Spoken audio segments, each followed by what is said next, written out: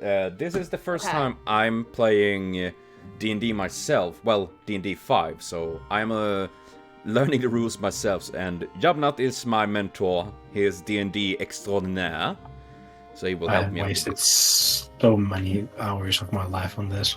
Yeah, good hours spent. And yeah, he trained for this. I'm a long-time fan, first-time player. yes. I'm breaking my... Well, there was an attempt, but it was with my brother, and it was with a very large group, and I was just like, yeah, it can be a bit scary playing for the first time. I was super ADHD and just not focused at all. I'm still super ADHD, but you know. But now we all super ADHD or just very weird. So it's easy. I ate. I took my vitamins. I had caffeine. I should be good. Nice. Yeah, I'm basically a beginner too. Just played some Pathfinder with Lano, and that's it. Yeah. I've heard some things about Pathfinder, but like I'm a rule person. I like some structure, so I'm like, let me do D&D first. Yeah, absolutely. And then we'll see about Pathfinder. Yeah, D&D is very... D&D 5, with all its flaws and or whatnot, is that it is very easy to get into. So it's absolutely very good if you're very new in general. Or just like D&D. I mean, it's still not a bad thing. Absolutely not. I mean, I love the lore I'm reading so far. I mean, I read about Tieflings. I'm like, yes, this is me. But you know I'm gonna that, show off my dice. Do you know that tieflings have quite a bite? Because they're called tieflings. Oh my gosh. I'm waiting for someone to make a horny joke. Yeah, I mean, that's why you have the horns. Yeah. She's horny in more ways than one. We don't want Lano to make jokes. Yeah. No. Why? You know that I am the DM. This means you need to suck up to me. No. That's how you get levels, you know. You're just gonna suck on something eventually. Alright, Lano, pull him down. Can I drop out already? oh dear. But yes, okay. So we have now our 3 heroes, and this setting is in a little country called Grion. Grion is, well, not a very big country in itself. It is more it is having a lot of magical crystals that is usually used in different magical tools and in wizards, magic, and arcana and all of that. And over many years, it have been fought over. And 200 years ago, the country got itself a king that kind of like made sure that, okay, we protect our own nation here and build up our culture and the people and all. But that was 200 years ago, and now the Golder Empire, which is pretty much Rome, so to speak. It is all over the place, very powerful, and wants pretty much everything. And they are literally knocking on the door. However, Grion still have a strong army. That is why they have managed to keep them outside, so to speak, for now. But there is a problem that some of the nobility is pro-empire and support them. About 20% of all the nobles. And that is enough to cause more or less civil wars and the strife in between the different factions. And you guys are part of a little group called Blue Hydra, which is a mercenary group, taking on mainly all sorts of jobs from fighting, guarding, escorting and whatnot. Though they also have a very strict rules of conduct, like you don't go in randomly murdering, plundering, no sexual assault, stuff like that, and you get punished really hard before you get booted. So they have a very strict code of rules. And this leader, Elmi Darosh, is also called the Blue Hydra because she is a strong, powerful warrior, about 2 meters, 1 arm, and is known as the captain. And the reason she's called Blue Hydra is because of her hair that turned to snakes after a curse she got many years ago. And it's blue snakes literally just crawling around on her head. And Nif, your family, well, your parents, are old friends with Blue Hydra, Elmi. So you have been part of this group for quite a while, I would assume that. So you know a little bit more ins and outs of the group and the people that works there. Jarik, you kind of got booted from your family because your dad you have a little bit of family issues. Your dad, like, son, for God's sake, learn to be I don't know, a person or something like that, and yeeted you out to teach you a lesson, and was sent you to the Blue Hydra to get some real good discipline. And yeah, my dad's an asshole. Yes. And Revel have been you got your chance to join a little. You're probably the one that have been there the least time. So you recently joined after all the struggles you had in your own life, challenging after getting invited by a friend of yours, which is Vidir Oakstein, which is an halfling cleric that is like very motherly, that have been helping you out the latest years, and got you to join. And it have been like small missions, small little explorations, duties and stuff like that. So it haven't been anything like super crazy or grand or anything like that per se. I mean, you're all a little bit wet behind the ears. This is why you guys are now sitting on a wagon going through long dirty roads in Grian. It is early spring. You know, it's grass is starting to turn green. Flowers popping up here and there, large trees that's starting to bloom up, and the fields full of farmers that are trying to salvage what they can from previous year and trying to, fix the earth and all of that. It have been very problematic in this area because the earth and all of that, it is very, very lush. It's very, very good, with harvest. However, the problem is that the noble that is in this area is massive douche that literally hoarding the food for himself, pretty much. And you guys are on traveling towards a little town called Dancing Hamlet. Once a town famous for all of its dance festivals and theaters. It was a very artistic town and a center of culture, pretty much. But the latest 20 years have been very rough, and lots of that is more or less gone, sadly. And now you're sitting on the back of a little wagon. The wagon at the top of the wagon is full of hay, and the farmer that is, kindly gave you guys a little ride while you were walking along this dirt road, so you could rest your legs. And with that, can Nif describe your character? Oh boy, I have not figured the appearance too well. Don't need to be detailed. I want to know every single pore of this guy. Well, he doesn't look. He doesn't look too remarkable. He looks like in the face, he looks like a normal human guy, clean shaven, maybe more feminine in the face. He usually wears like a leather armor, like a black and darkened leather armor with a little cape and a hood in case he needs to cover his fucking currently out and about being fucking rabbit ears.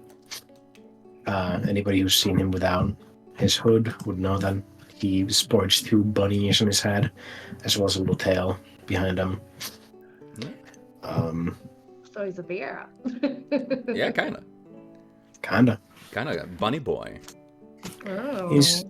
He's kind of looking around at the fucking in the carriage, just keeping an eye out on the outskirts, seeing if a fucking bear comes in or anything.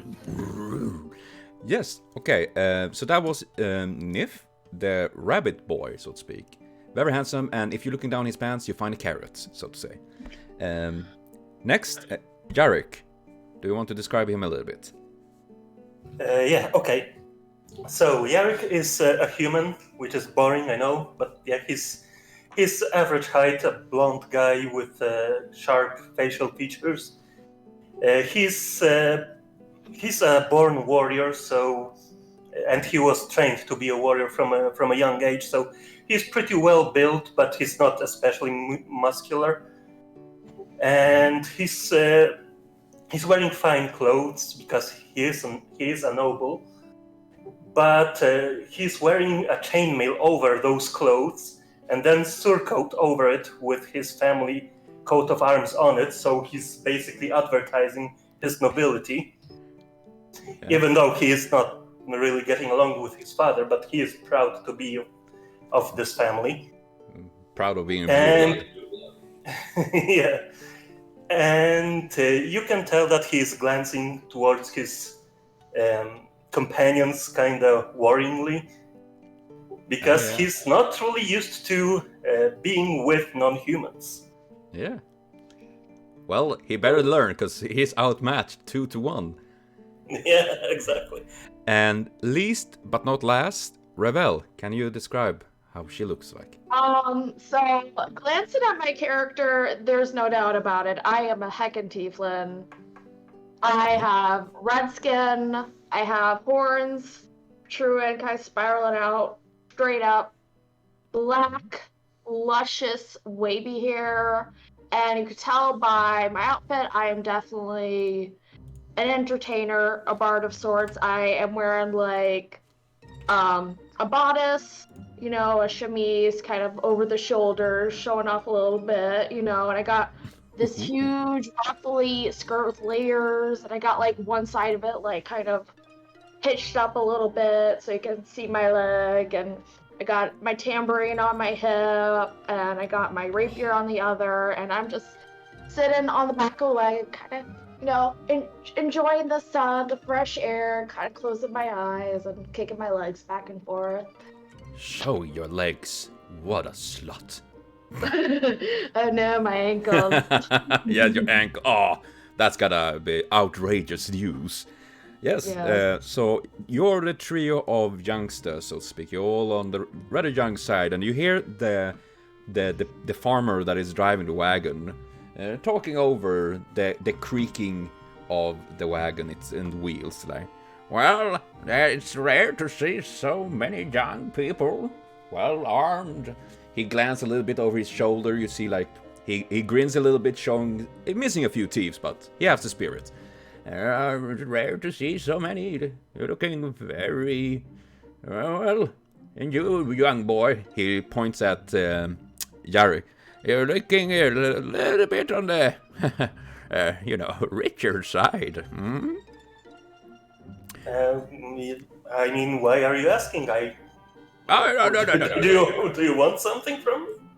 No. But I wouldn't mind if, a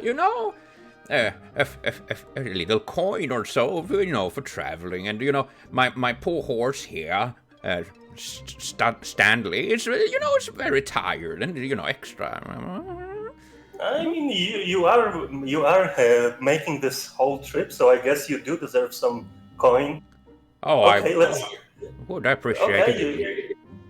You can have this, and Jarik now hands over 2 gold coins. You see the old man nearly falls over the from the wagon, the seat, like, oh my, absolutely, that's very, thank you, my good sire, thank you. See, the old man's long fingers like spiders grab the coins like and stops it inside somewhere his dirty clothing, like, and yeah, you made no worries, my good man. Take this money and buy maybe some bread. Oh, yes. I hope this will be enough. Oh, it will be. Oh, thank you, good sire. Thank you. And the wagon is continue on creaking. And you other two, Nif and Revels, see that Jarik literally handing over 2 gold pieces like nothing. And 2 gold pieces for you guys and in general is a lot of money. Very, very. I'm very lucky to have even 2 gold pieces right now. Let's just say I had some fun with the sailors earlier, but nobody needs to know about that. Well, that boat have sailed, sister. It has. I don't have to worry about them anymore. I don't think anybody requested a pun. Yeah, but you know, as I say, Ravel obviously have seen some Siemens before. Badoom. Oh gosh. I usually throw that overboard. Ooh. Let's go fishing. Okay. Yes, so you're getting closer and closer to the town. You can see it in quite a bit distance. It's not that far off now. And the fields getting a little bit more lush, but you see lots of people that are out there working. It's not maybe in the best, like, health, so to speak. Many of them seem pretty thin and worn out and rather tired. And the town itself looks kind of gloomy when you're seeing it from this distance. It looks like once it was, you know, you could imagine it full of colors, you know, like banners, colorful houses and all that, but it all like kind of become dull, like the colors have been drained slowly by time, which technically they do, but... And eventually you guys arrive into the town. The old farmer is nodding like, oh, if you ever need some help, just say that you're looking for old August, and I will help you. He looking at you, you all, and before the wagon slowly cloppity away.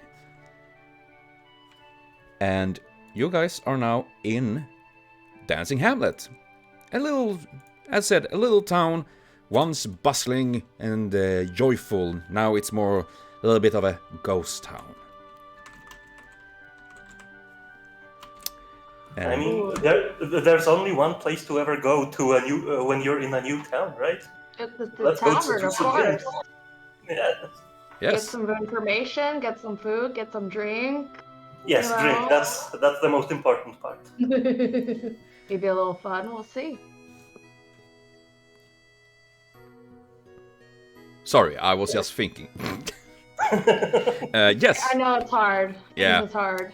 Yeah, we could hear. Yeah. Yeah, you need to imagine that since I did two hours early, my delay is pretty long. And yes, you guys going around a little bit, and let's see. It is not a very big town, but I want someone to roll, and I guess we can roll for charisma. Charisma.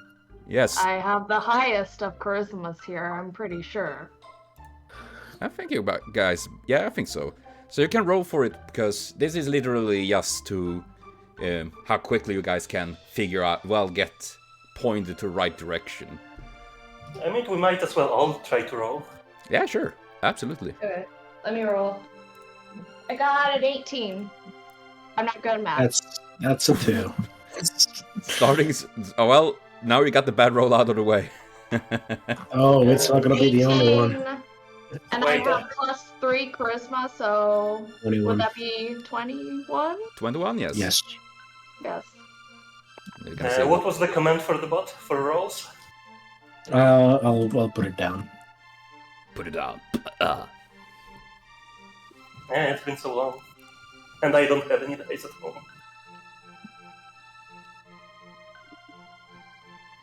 Without the quotation mark at the end. Yeah. This time.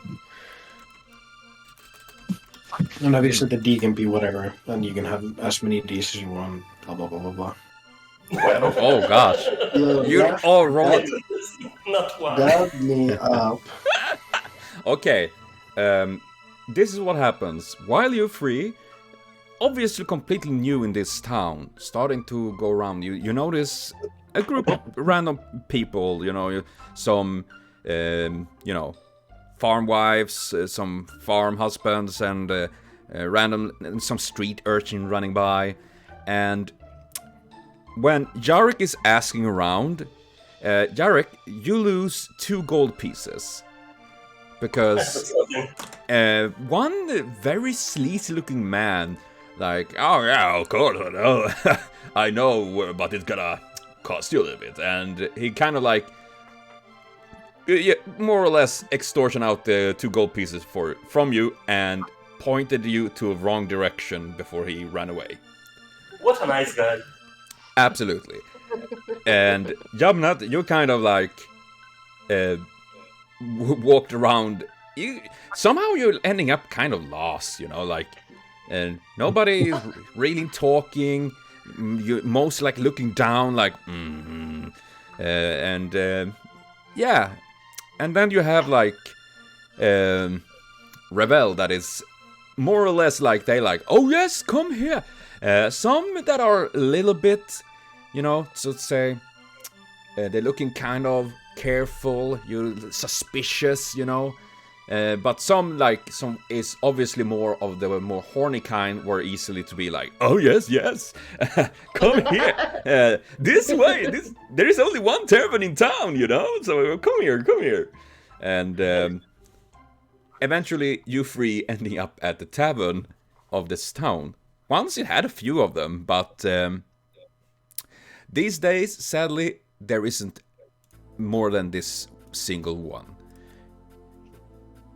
You can all count as indeed, Nana, indeed, simps always works. And this little tavern is called the Pirouette, romantically enough. And when you're entering it inside, it is pretty big, to be honest. It have lots of tables, many round tables, wooden chairs.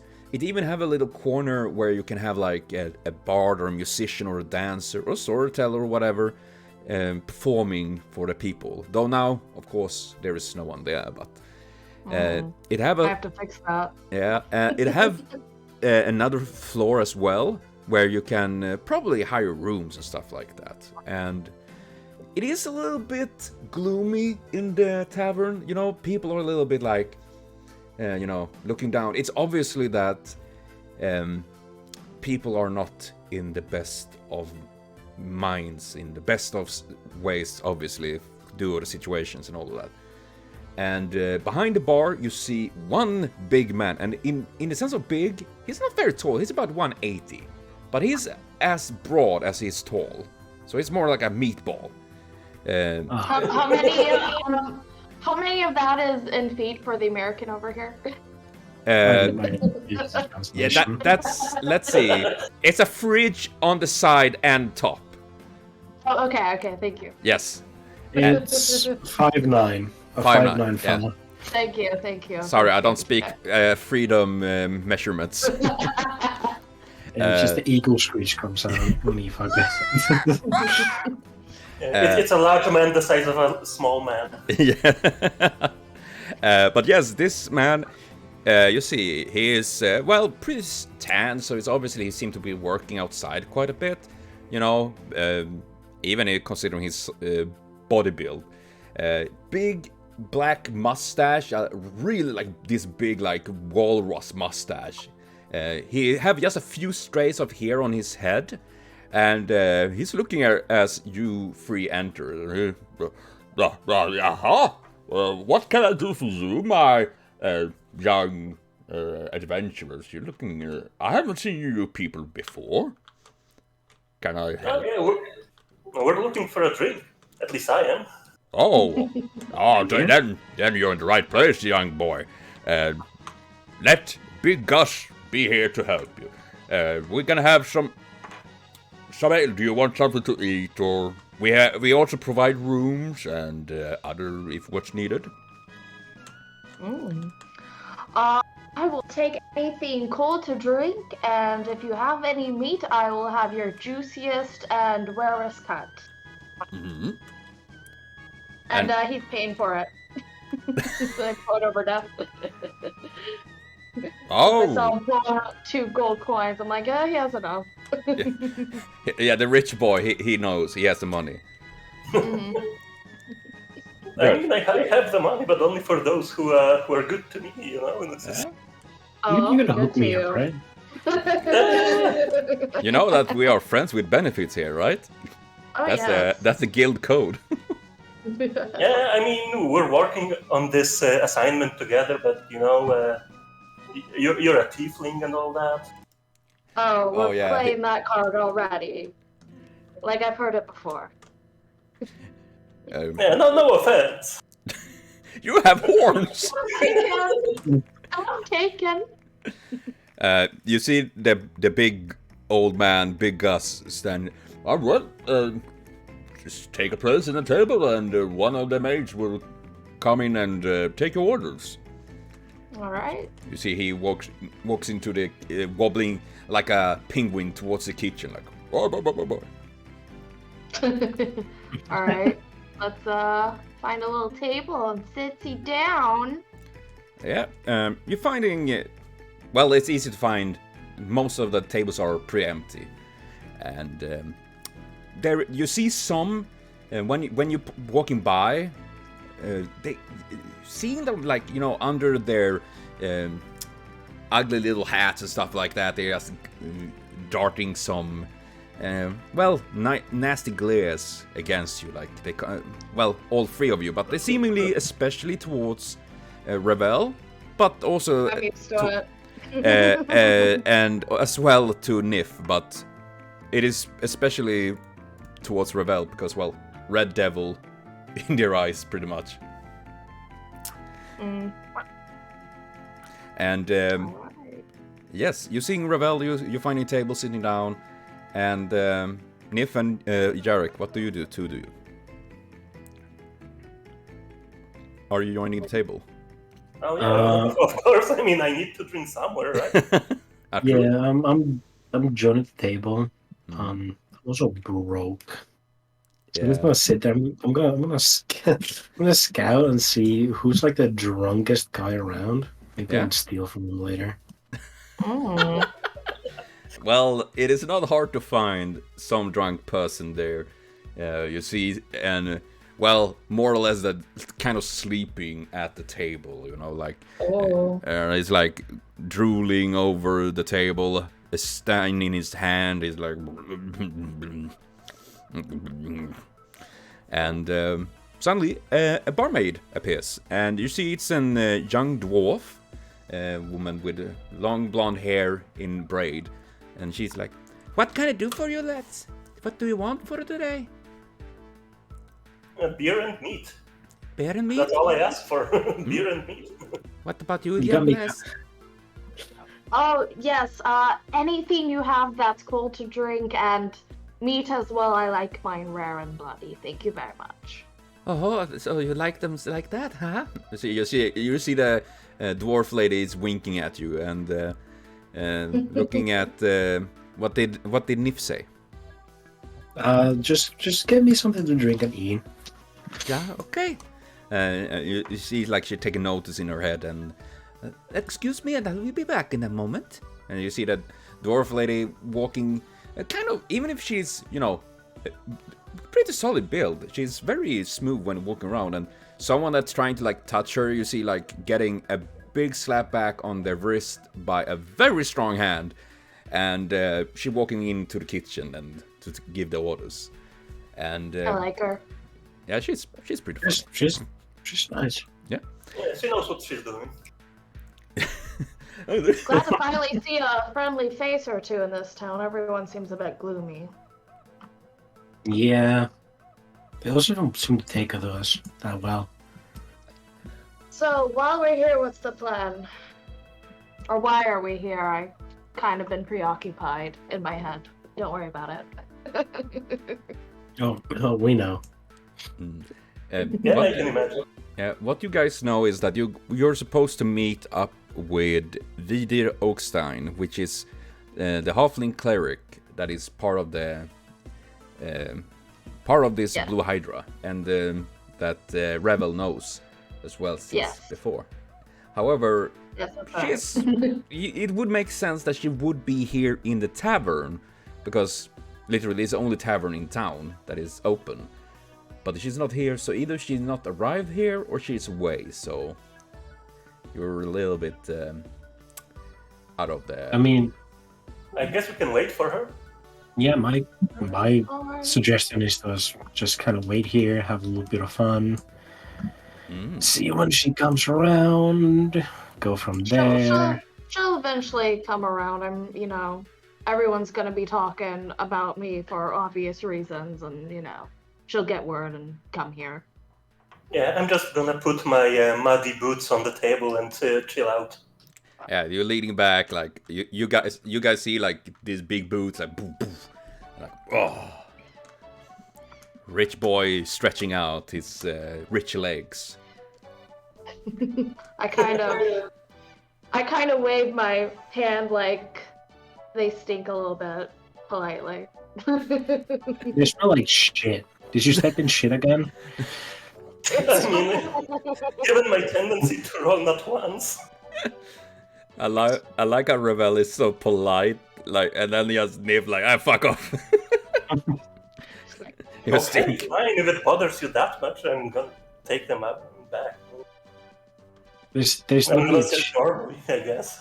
You just put him on that chair. Just we're going to eat on the table. Yes.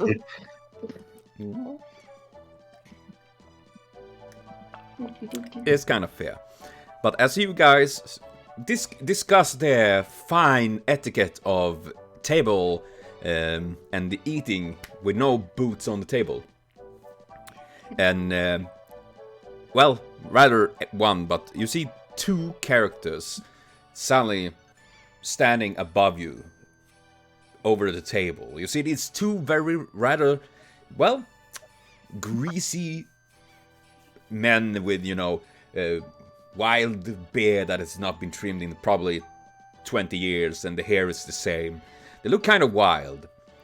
And you see they holding like daggers in their belts, and you see them leaning over, especially looking towards Jarik.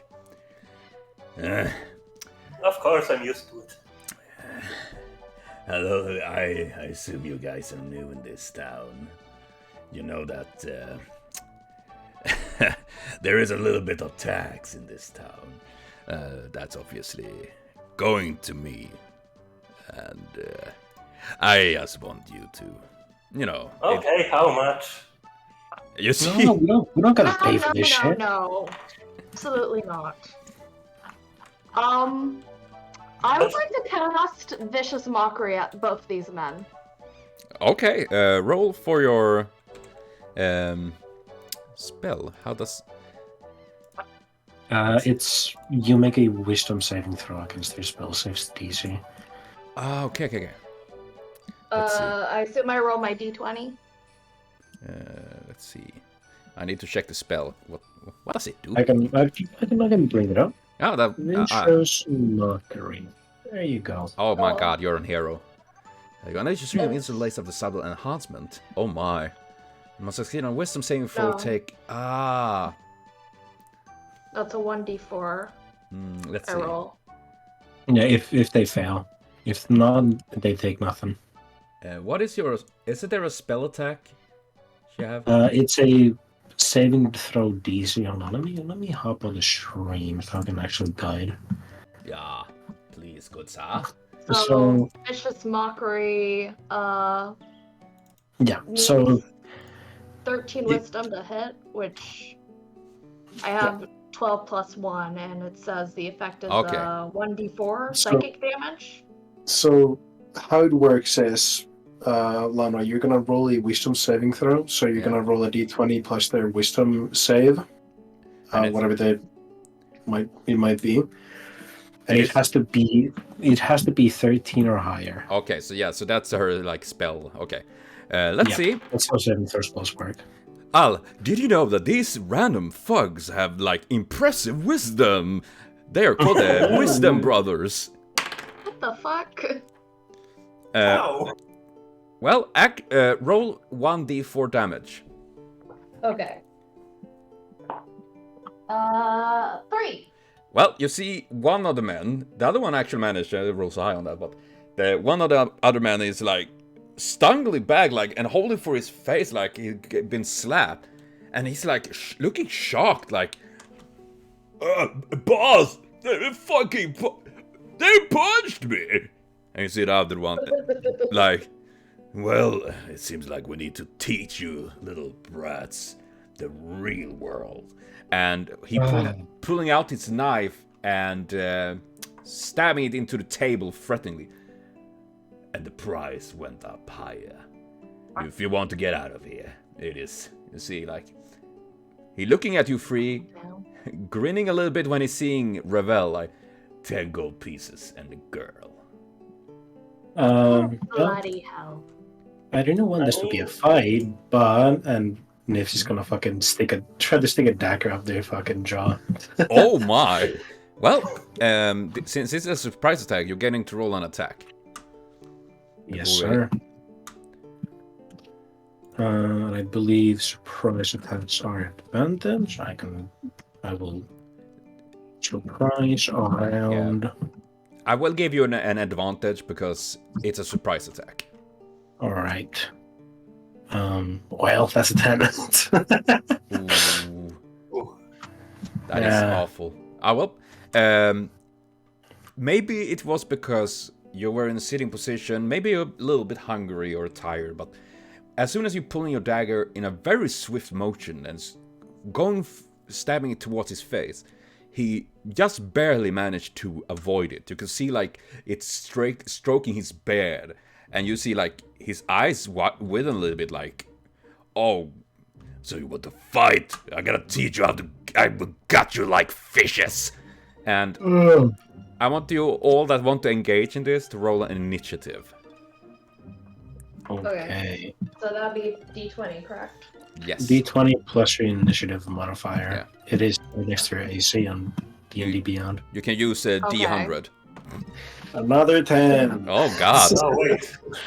Another 18. I kind of forgot to put my initiative modifier, so I don't know. You don't need it when you have money. I have 2 initiatives, so that is a 20 for me. Okay, 20 yeah. total. Right. Yeah. And Jarik don't need because he has money. He pay for his initiative. It would be kind of fun if you had a character could be so rich that he literally pays, like, okay guys, I want to act first, so I pay you. Ravel, that was 20, right? Come again? Ravel's initiative was 20? Yes. Ravel rolled 20 together. Nif 10. Nana rolls. What's your initiative, buddy? Buddy. It's dexterity modifier. Yeah, I don't think you had one, right? Dexterity modifier? Yeah, I have now.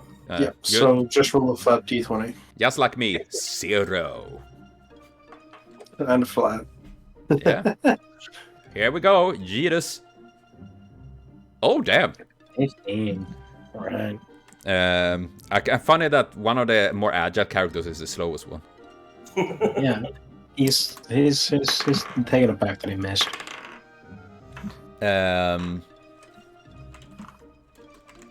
Let's see, wait a bit. Okay, well, first off is Ravel. You are the first one to act. What do you do? Alright, so my vicious mockery didn't work. These men are disgusted. I don't want to charm them or anything. I just pull out my rapier and can I intimidate them? The one that's standing up and trying to say, like, oh, I'm gonna take the girl.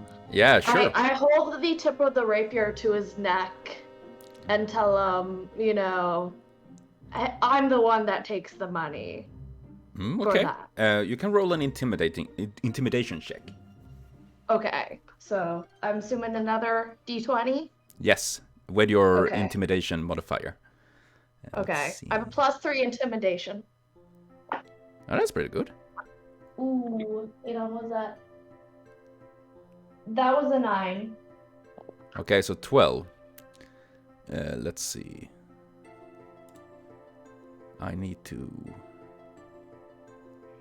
I just want to check. You see, he doesn't react. He just grids back at you. But I want to read up what does intimidation cause? Like, does it give you a disadvantage on an attack or something? No. It doesn't. What does it do? Yeah. Usually skills aren't in fights. You can do them, and then for roleplay purposes. Okay. If you want to give like disadvantage or like Okay. they back off or something, that's up to you. But Okay. in game mechanics, it does nothing. Okay. But yeah, you're seeing that the man grins at your threat, and it's like, I like them when they are spunky like that. I'm gonna enjoy gutting you. and though before you can do anything of that sort, something very nasty, it is Nana's turn, aka Jarik. Yeah, so if I've been keeping track, there's one guy who was stabbed by Yab and the one stabbed by Ravel. Right? Yes. I mean, well, The sword pointed at his neck. Yeah. The tip of my rapier. we can say that the one that has been talking is the boss, and has now Ravel's rapier towards his throat, and Nif tried to stab him in the face, but he managed to dodge it just barely. Yeah, okay. And the other one is Stapple away one step and like that, as if he had been punched in the face, and he's like, "What the? Nani the fuck?" So I guess I'm gonna go for simple and take my hand axe and throw it at the boss. Yeah, sure.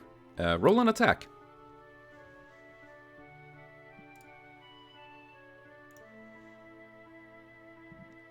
So it's D20 plus the attack, right? Yeah. Yes. Okay.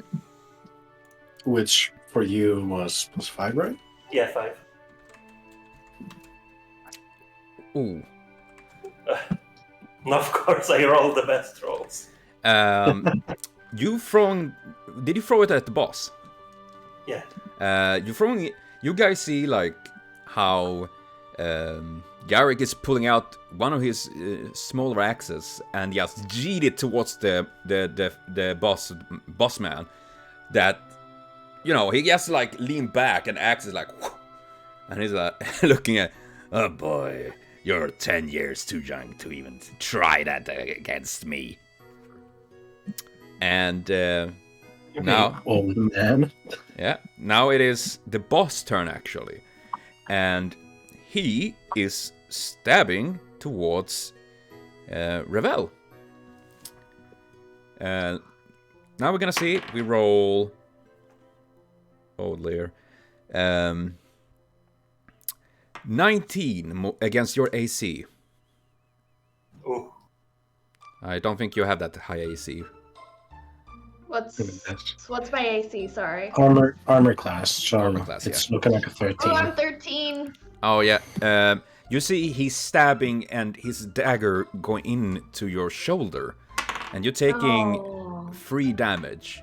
You're feeling the pain as blood starting to flow from the open wound. And you notice, kind of nasty, the knife is not very clean. It's actually kind of like filthy, and you just... Ugh. It's not enough that you got stabbed. You got stabbed by a very filthy dagger. And Okay, I imagine I still have my rapier at his throat, so at this point, I'm just ramming it right in his throat. You need to wait for your next turn. Oh gosh. Yeah. Don't worry. Because you can say that he kind of like sidesteps, so the rapier is kind of resting on his shoulder right now. And it is Nif's turn. Okay. He's gonna, like, tape over the chair and roll Yeah. so they can fucking stand out. Let's see. Is any of my funny little friends within 5 feet of the guy? Yeah, both are on me within 5 feet. Alright, that's perfect then. I'm gonna try and stab the boss. Okay. Poor boss, he's just there trying to threaten people like normal, and you guys just there ruining his day.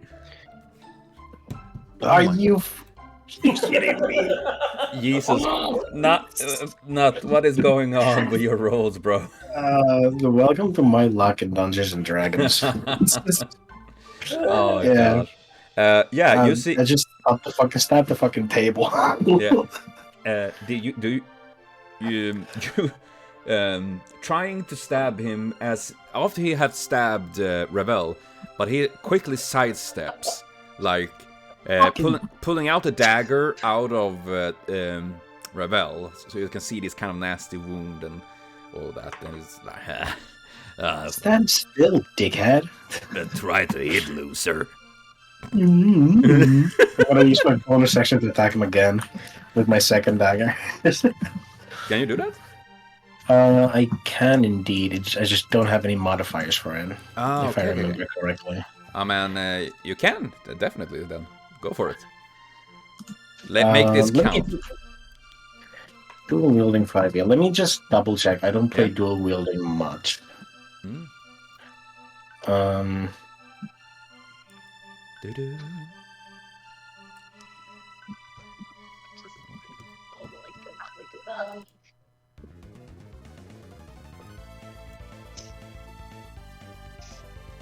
dear gosh. You just enter a little village and you start fighting. Yes, Listen, I remember these now. ugly motherfuckers are coming, okay? 24. Oh, damn! Yeah, I just don't add. Yeah, I remembered correctly. Don't add my damage to the modifier. No, I modify the damage. I get to still add that. How does it work with crits in this game? Crits are only 20, unless you have something that lowers that range. So if you roll an at 20, you get a crit. No, they were ugly and wanted to fuck me, so they die. Exactly. And they smell bad. Roll damage. No, wait. He dodges it. He dodges the 24? Yes. Are you paying attention? Nah, I'm just kidding. Okay, I would have shot myself. Okay. He was actually level 15. We're fighting the last boss. Yes, right away. Yeah. You speedrun the game. Thanks to him being next to my little friend, I get a d6 from sneak attack. Ooh. Out of the fucking balls. Still, that is... You actually... You notice how he's like... you're so fucking loose. And then your other dagger is slitting up and... piercing through his thick, like... what you can call, like... thick shirt. Like, he has, like, a soft...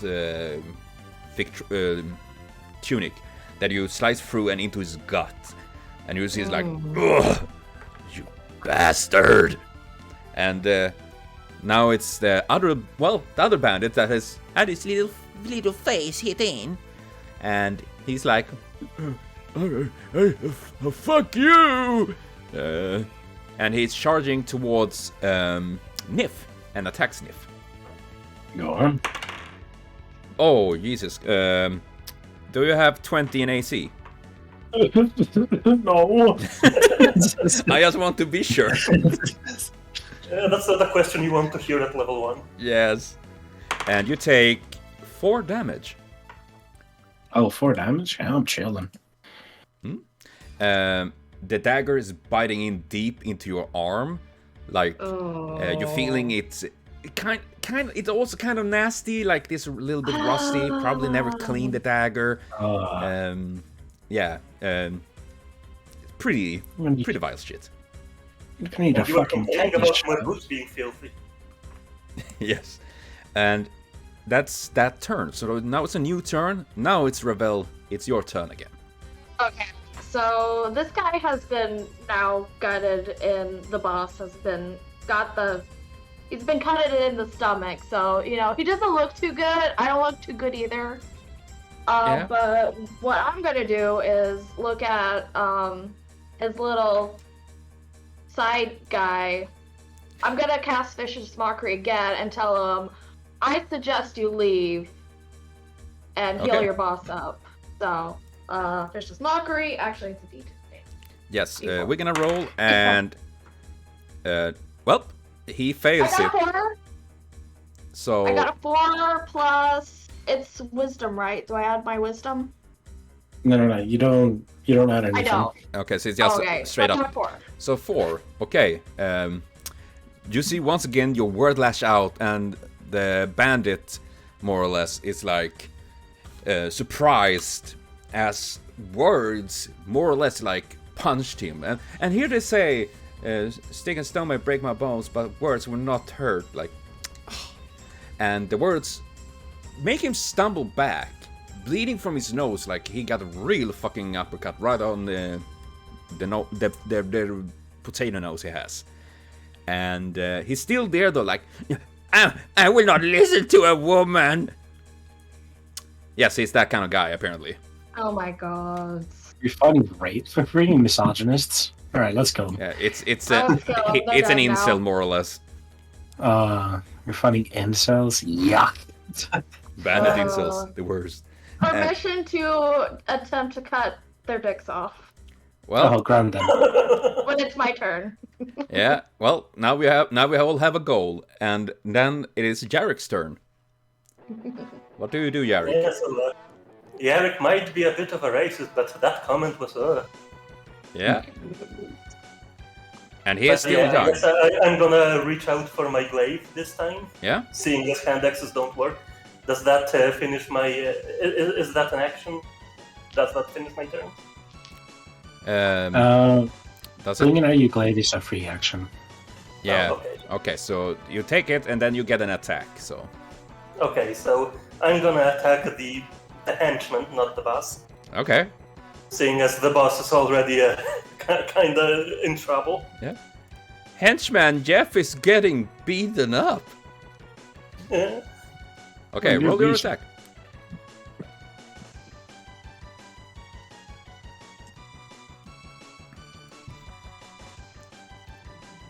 Oof. Why do I keep rolling these? Yeah, you guys have been rolling really bad. You see, the henchman is like, maybe it's because he got like punched in the face, technically, kindish, and so he's staggering a little bit. So when you're stabbing your glaive, he accidentally kind of dodge it. So you just, I can say you like very close to hit him, but he still managed to dodge it by sheer luck. Okay, so I want to use my feat, the Polearm Master. If I read it correctly, it gives me a free action, another attack basically. Yeah, give us a bonus action of that. Okay. Yeah, an attack with a damage of d4. Mhm. If it hits, of Yeah. course. Roll an attack. Yeah, Yeah. it's like you're hitting with the butt of the blade. Oh, the glaive. So attacks is the same. The Yeah. same modifier. Yep, it's just a different attack damage type and Hmm. dice. Oh, Hey! that's a bit better. You actually hit, so roll a d4.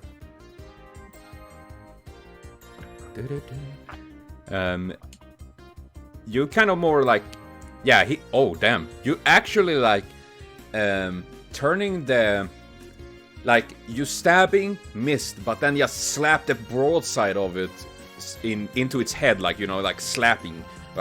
And he's staggering even more. The poor henchman is looking pretty freaking bad right now. He's staggering. He's going down on one knee, bleeding from his nose and a tooth, and he's looking kind of groggy, like yeah. And then it is. Does he still have teeth? He still have teeth. And it is the boss turn, and he is still kind of aggroing towards Nif, and is stabbing again, full mighty stab. Oh, I don't think a 5 hits, right? No, sir. Otherwise, you would deserve it. But he stabs, maybe because you got him that he's a little like showing pain, and you like easily getting away from the dagger this time. It's like seeing it slow motion. And it is Nif's turn. What does Nif do? He's pretty nifty, if you ask me. He's a pretty nifty little guy, and he's going to try and stab the boss again. Ah, go for it. Yeet. Oh, That's a good roll. Okay. Roll damage. He's still within 5 feet of my friend, so I get sneak attack. It's 11 damage. Damn. Well, your rolls are either really shit or really great.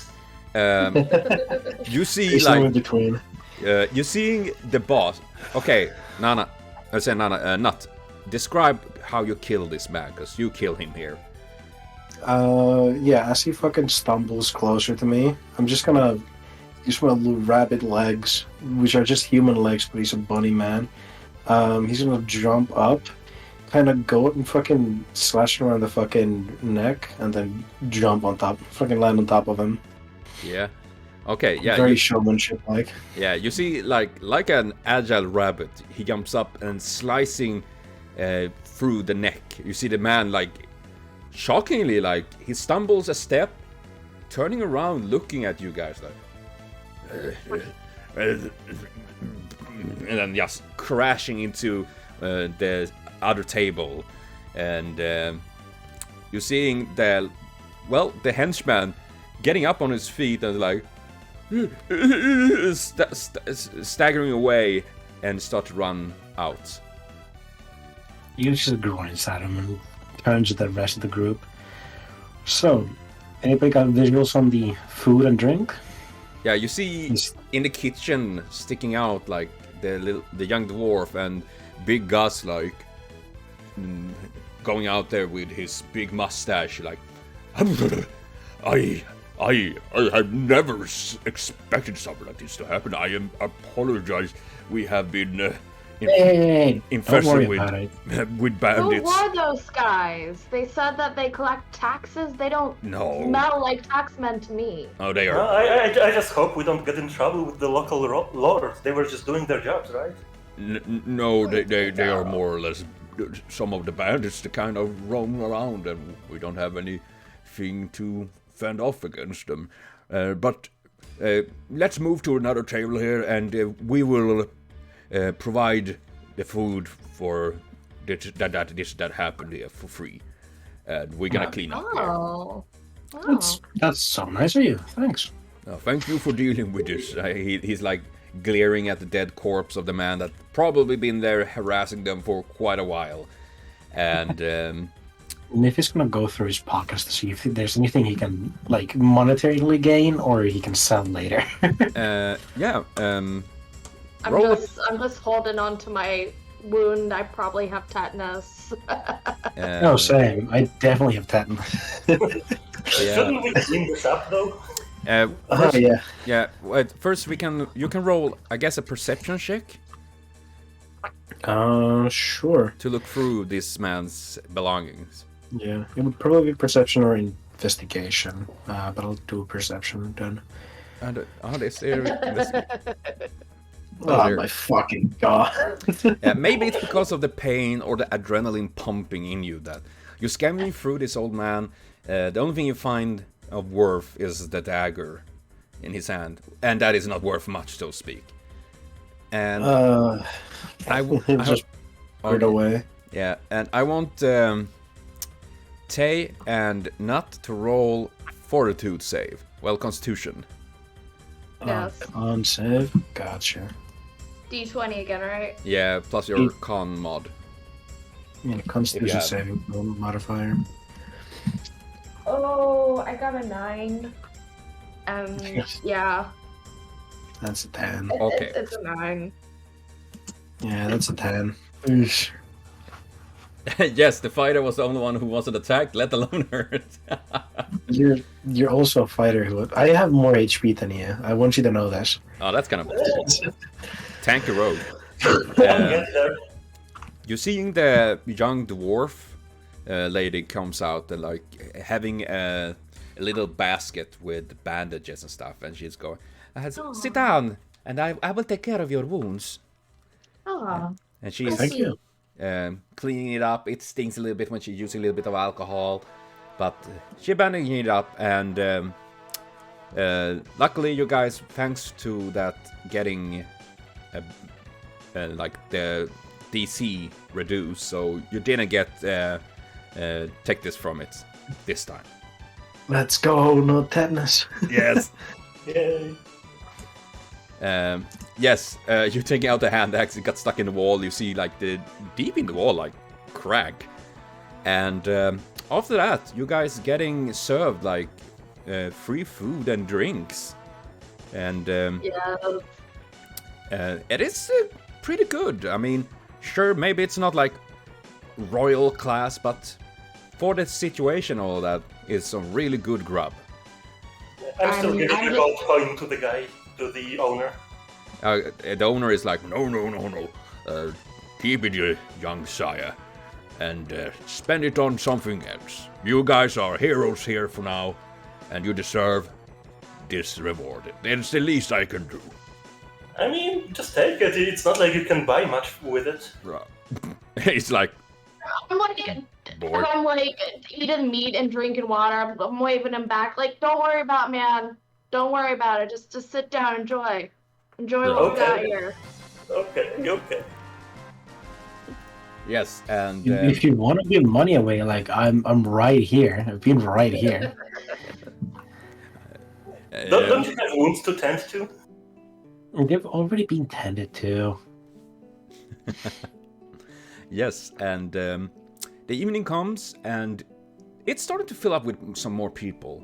You know, as the farmers and the workers getting home after a hard day at work and trying to drown their, either misery or sorrow, or just because, why the fuck not? Getting something to drink. And it is soon, you guys can hear it whispering. Sonda looks at you, and they're like, respectfully, like, nodding at you guys. You realize that how they've seen on you before suddenly is like from very gloomy to like just ignoring you more or less, suddenly like respectful, like, oh, look at that, the rich guy, he got lots of money. Oh, but look at that girl, that tail. I can still look on that. Oh, shut up, Steve.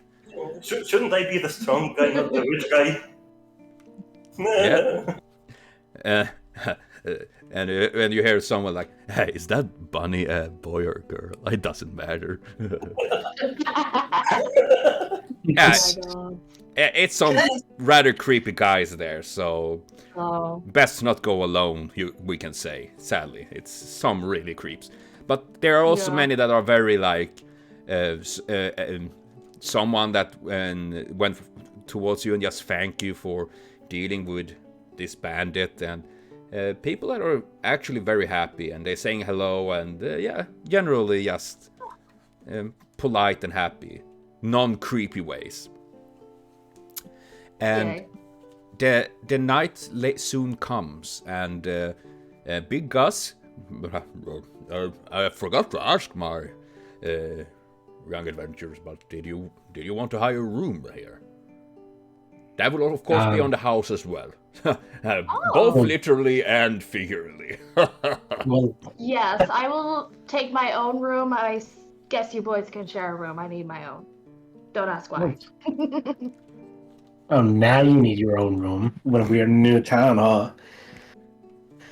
I mean, I'll take a room, but I'm pretty sure I'm gonna be spending my whole night over here drinking with the boys. With the boys. Drinking with the boys. Yes.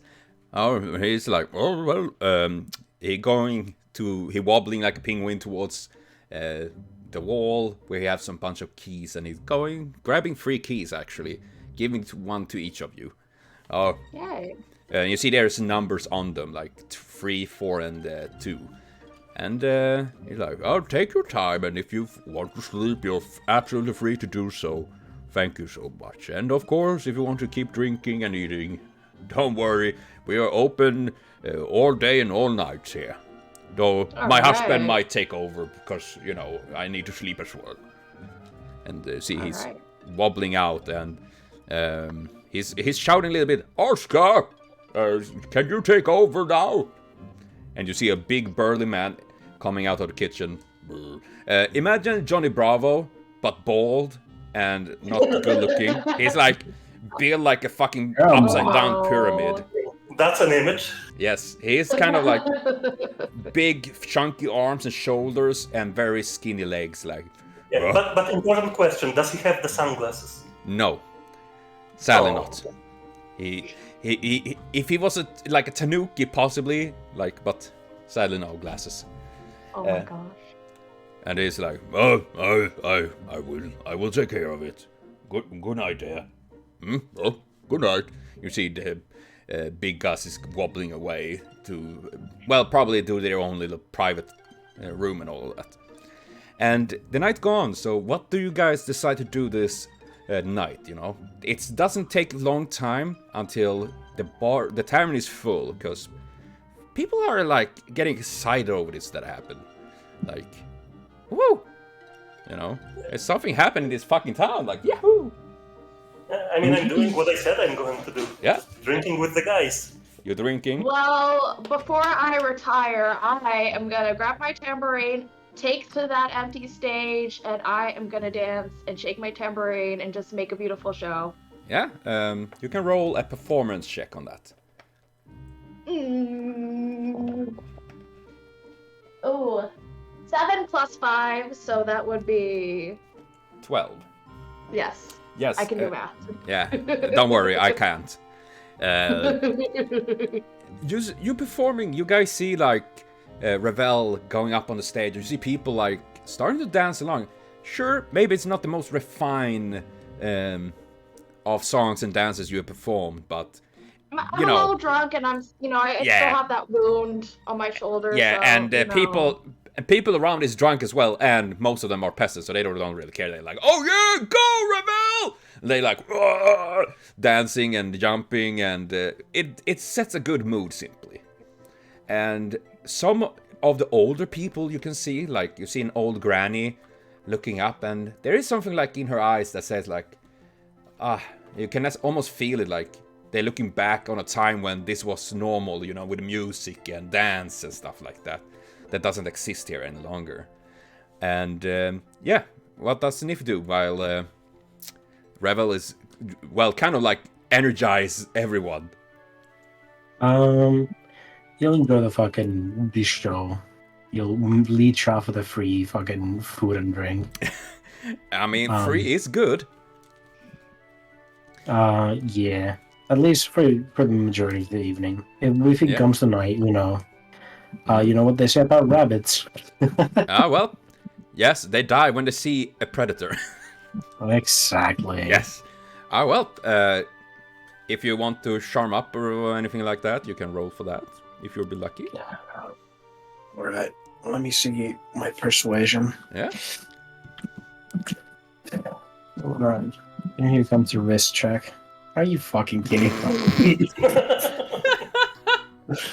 Oh, Lord. Yeah, there is... most that you're talking with, most ladies are like, oh, I'm sorry, dear, but I'm having my, husband. And someone is like, I thought you were a girl. And, yeah, it's a little bit of mixed. You're feeling like there is not much of luck, but there is one lady that eventually, like, winks and flirts a little with you. And you would say she's a simple farm girl, like nothing, not ugly, not beautiful. She's an average girl. Average Yeah. girl. Yeah, She's happy with and that. she's like kind of excited, like, well, not only that you are an attractive little bunny boy, but also that you are a hero here as well. And yeah, you two getting into your own little room and doing the bunny stuff. As you One way to wish. phrase it. Yes, you need to Yeah. roll athletics so you don't die. Alright, gonna make it. I broke my back. Gonna make it acrobatics. Well, that can just for fun to see what your acrobatic check is. A 13. Okay, that's better. Yeah, it could have been worse. So, but yes, it is a surprisingly pleasant night. Like, she is hard-working, so to say, and you're working hard. You're both working hard and have a good time. Hell yeah. Yeah, and let's see. I want Jarik to roll an perception check with a disadvantage because you're kind of drunk right now. Okay, so You're how rolling. much of a disadvantage? You roll two rolls and take the it's- worst one. Hold on. Let me give you the command. Oh yeah, you got the command. There you go. That's disadvantage. This You nuts. just add a space and then dis at the end of your command. Yeah, but I still use my mod, right? Yeah. Yes. Because surprisingly, I have +1, Oh. Hell yeah. despite my wisdom mod being -1. Yeah. Ooh. Oh, I rolled 19 and it got scanned. Yeah, they got scanned on a very good roll there. Under the evening, one of your axes is gone. In the morning, you will find out that one of your axes are gone. Maybe someone stole it, or maybe you, in your drunken feasery, threw it like, you guys were throwing axe darts and somewhere it vanished. So one of your hand axes are gone. Oh, I'm gonna paint this town red. Yeah, people tricking your gold, no Alright. problems. Someone taking your hand axe, nah, we fucking You're gonna paint the town red with what axe? With the other axe I have. Shit. So that's happening for Jarik. And Tay, does Revel do something else other than... She just dances and parties, and then, she eventually gets tired, runs into a nice, a young woman, and, they are both kind of tired and drunk, and, they go to a room together. Yes, I can tell you that it's the young dwarf lady that's been with you. She seems to have had an eye on Revel this time, actually. And you both going up, somewhere you hear a rabbit making their... And you two get down to your own business to defeat the Huns. Give me money at this point, as I feel like it's gonna happen. We need to get an accountant to Jarik.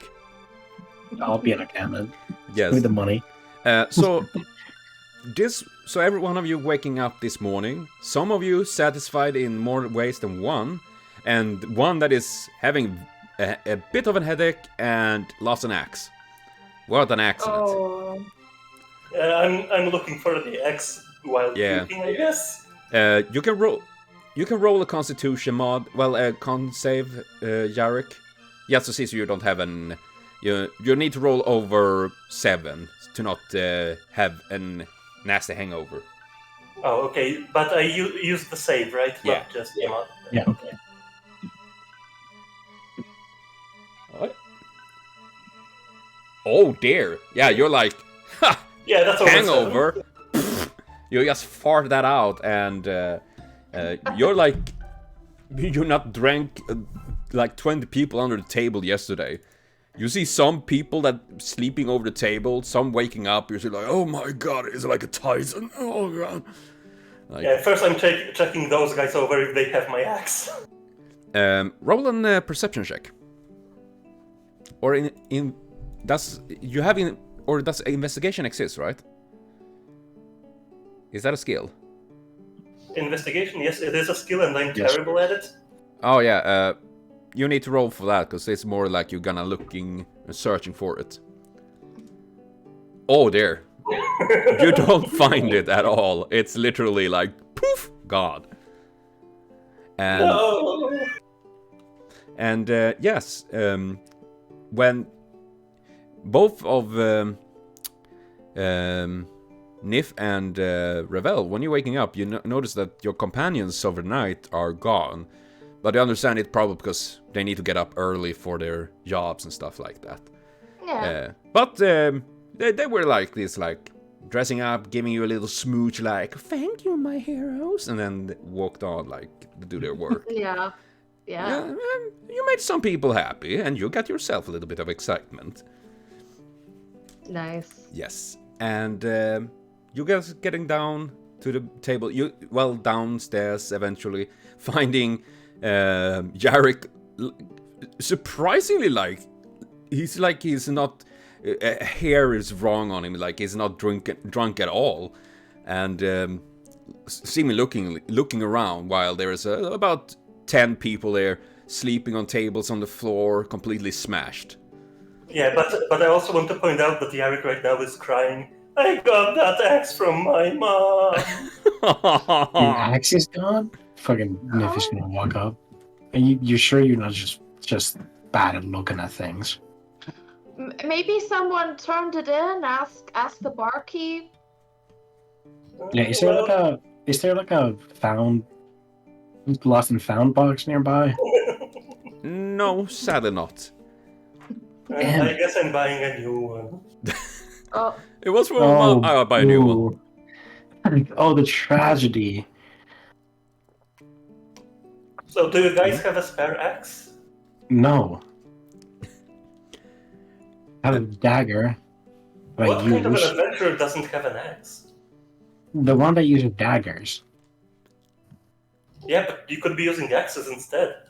Why would I use axes when daggers just do the job better? But why wouldn't you use axes? That's the question. The What? philosophical question. Very deep. Anyway, let's go find a store, I guess? A blacksmith? Yes. You're seeing Big Gus coming out from the kitchen like, oh, young adventurers. I hope you have a good night's sleep. And oh dear, there seems like some of them have drank a little bit too much there. Oh, it was a long time since we had such a festive spirit here, so it's meaning a lot for us people here. And, more than glad to bring it for you. Thank you so much. And is there something else I can help you young heroes with? Oh, well, I'm still waiting for my cleric friend. He is missing his axe. Oh, wait. Oh, yeah, I remember.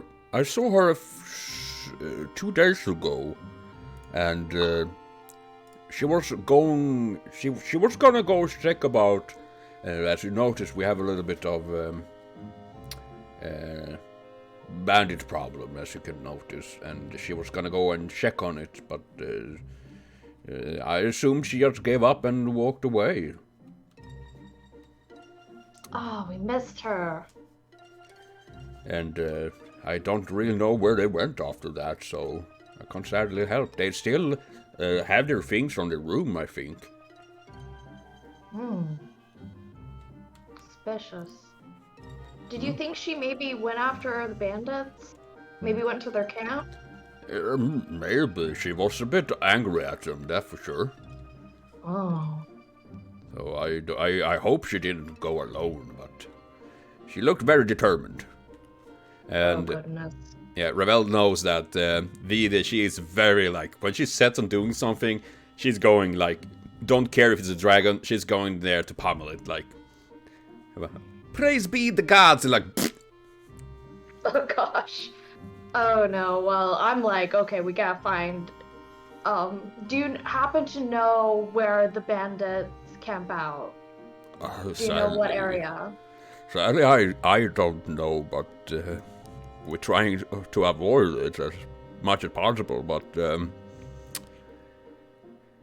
I guess if there is someone that might know, it must be...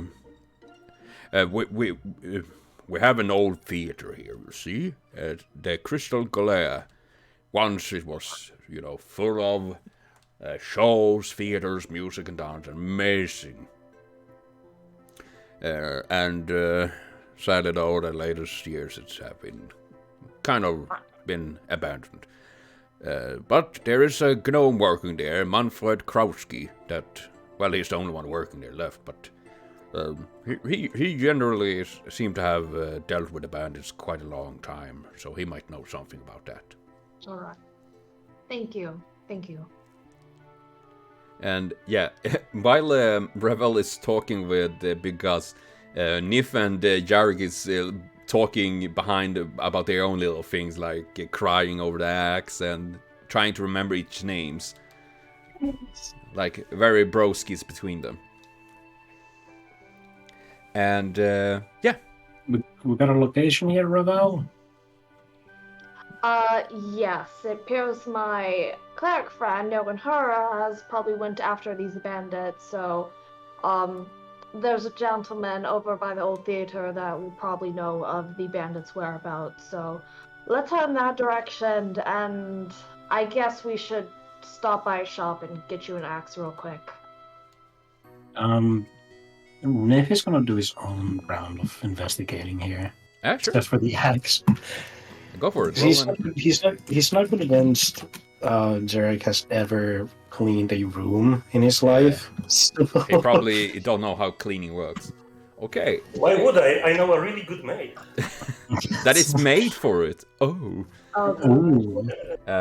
Yes. After looking around a little bit while Jarik is sobbing in his misery of the loss of Axe 2, you looking around and see the axe literally laying under one of the drunken men that just kind of like lay over it, you know, like it's flat side. And so it's like what you can deduce is that like, oh, but like show me your axe, and Jarik showed the axe and he held the axe and then he just fell asleep over it like.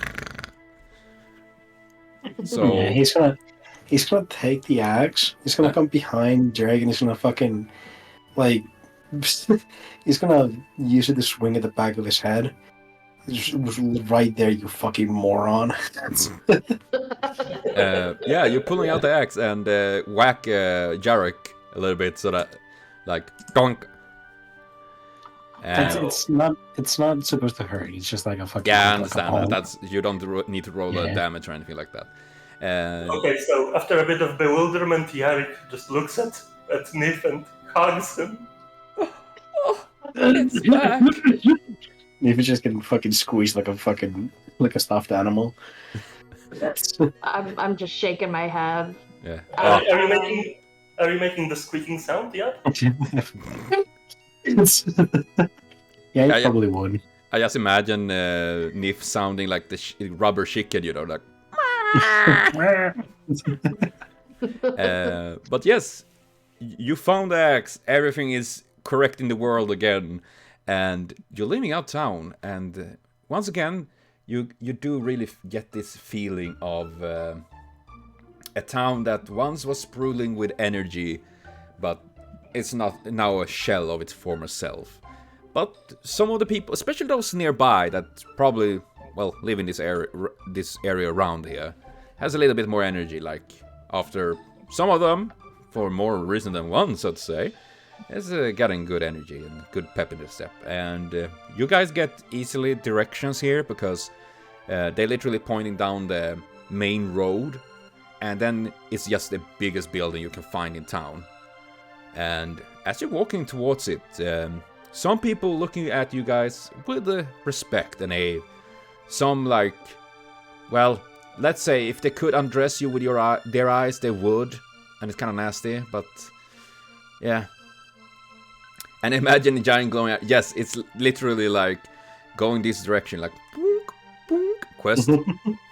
And the building that meets your eyes is very grand. It could be like a cathedral, but here it is instead dedicated to the culture of music, dance, theater, and built out of like stone, shifting between white and black marble around the dark gray stones that otherwise mainly built out of.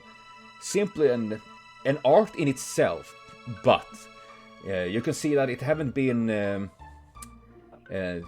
well kept the latest, well, probably about 2 decades, so it had started to getting a little bit shabby, sadly. You can see like some window that is broken, cracks in a pillar, a statue of a gargoyle that have like lost its head, stuff like that, as it slowly get desecrated by time. And you guys stepping up those little stairs, and you can see like on a billboard outside that stand leaning, an old like painting. You can see like it haven't been changing like years. Like once there was a dance group supposed to be there performing, before it got closed down. And you guys entering, you see the big doors open up, creaking doors, and the inside is massive. On the top in this massive hall is an crown of candles. Well, there's no candles in it now, but once there was. And there's large stairs leading upwards, some going in a corridor. And you guys can just imagine how much people was here once. And as you guys entering, you hear a rather annoyed voice. What is it that comes here and disturb? I don't have time with it. There's no show running now.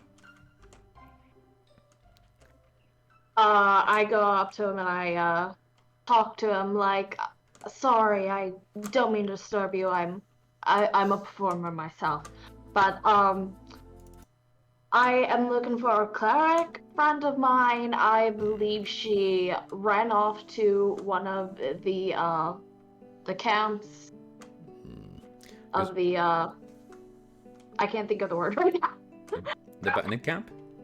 Yeah, the bandit camp. And I was told by the local barkeep that you may know of where they encamp at. You see the man, a gnome, short with rather big head, small nose and big ass. His clothes kind of colorful, like it's red and blue, like he was a little jester playing around once, and he's not been able to let go of that past. But you see, he's an old gnome, gray hair, tired eyes, like he's still trying to keep alive of his dream. And you see, like, yeah, I heard that the cleric, yeah, she came by and wonder about the bandits, but I had said that go down north towards the forest. Yeah, but it's idiotic to go there, you know. It's just full of bandits, and I have heard that they are even hired by the Lord himself, so it doesn't matter if you eradicate them. He is hiring new people. Well, I'm just looking to save my friend, but thank you. And I just kind of take his hands and, he's like, tell him to don't give up the arts. And I just kind of take a slip from my boob, and it's my card for my my skills dancing, and not the naughty stuff, but like, my dancing and my singing and my musical instruments, if you ever need somebody to liven this theater back up. You see, when you're showing like the card and all of that, he seemed to glow up a little bit, like someone else that is like having the spirit of dance and music and all of that. And like, I'm gonna keep it in mind, young lass. Just be careful when you guys go out there. There are plenty of bandits out there, and they are raiding in intervals. And yesterday I did hear there was a bunch of weirdos that caused a bit of trouble in town and killed one of the bandits, and they will probably send some more bandits because, they are a very revengeful bunch. So you guys be careful and take care. You see, he's wobbling out and going into the big building and picking up a broom as he's trying to sweep, but every single time he sweep a hallway, another one is as dirty, so it's a never-ending job for one little gnome. And you three now know a little bit more that the bandit camp is to the north in the forest, called the Greenwoods. That guys, as much that. Darren, I would have gone after the escaping bandit if I knew he wasn't a constable taking taxes. Damn it. So I guess Right. we're going to the camp, the bandit camp. Yes. Yeah. Okay. I guess I am ready. With this knowledge, you guys take on and start. Well, leave the old Grand Theater and walking towards. This takes about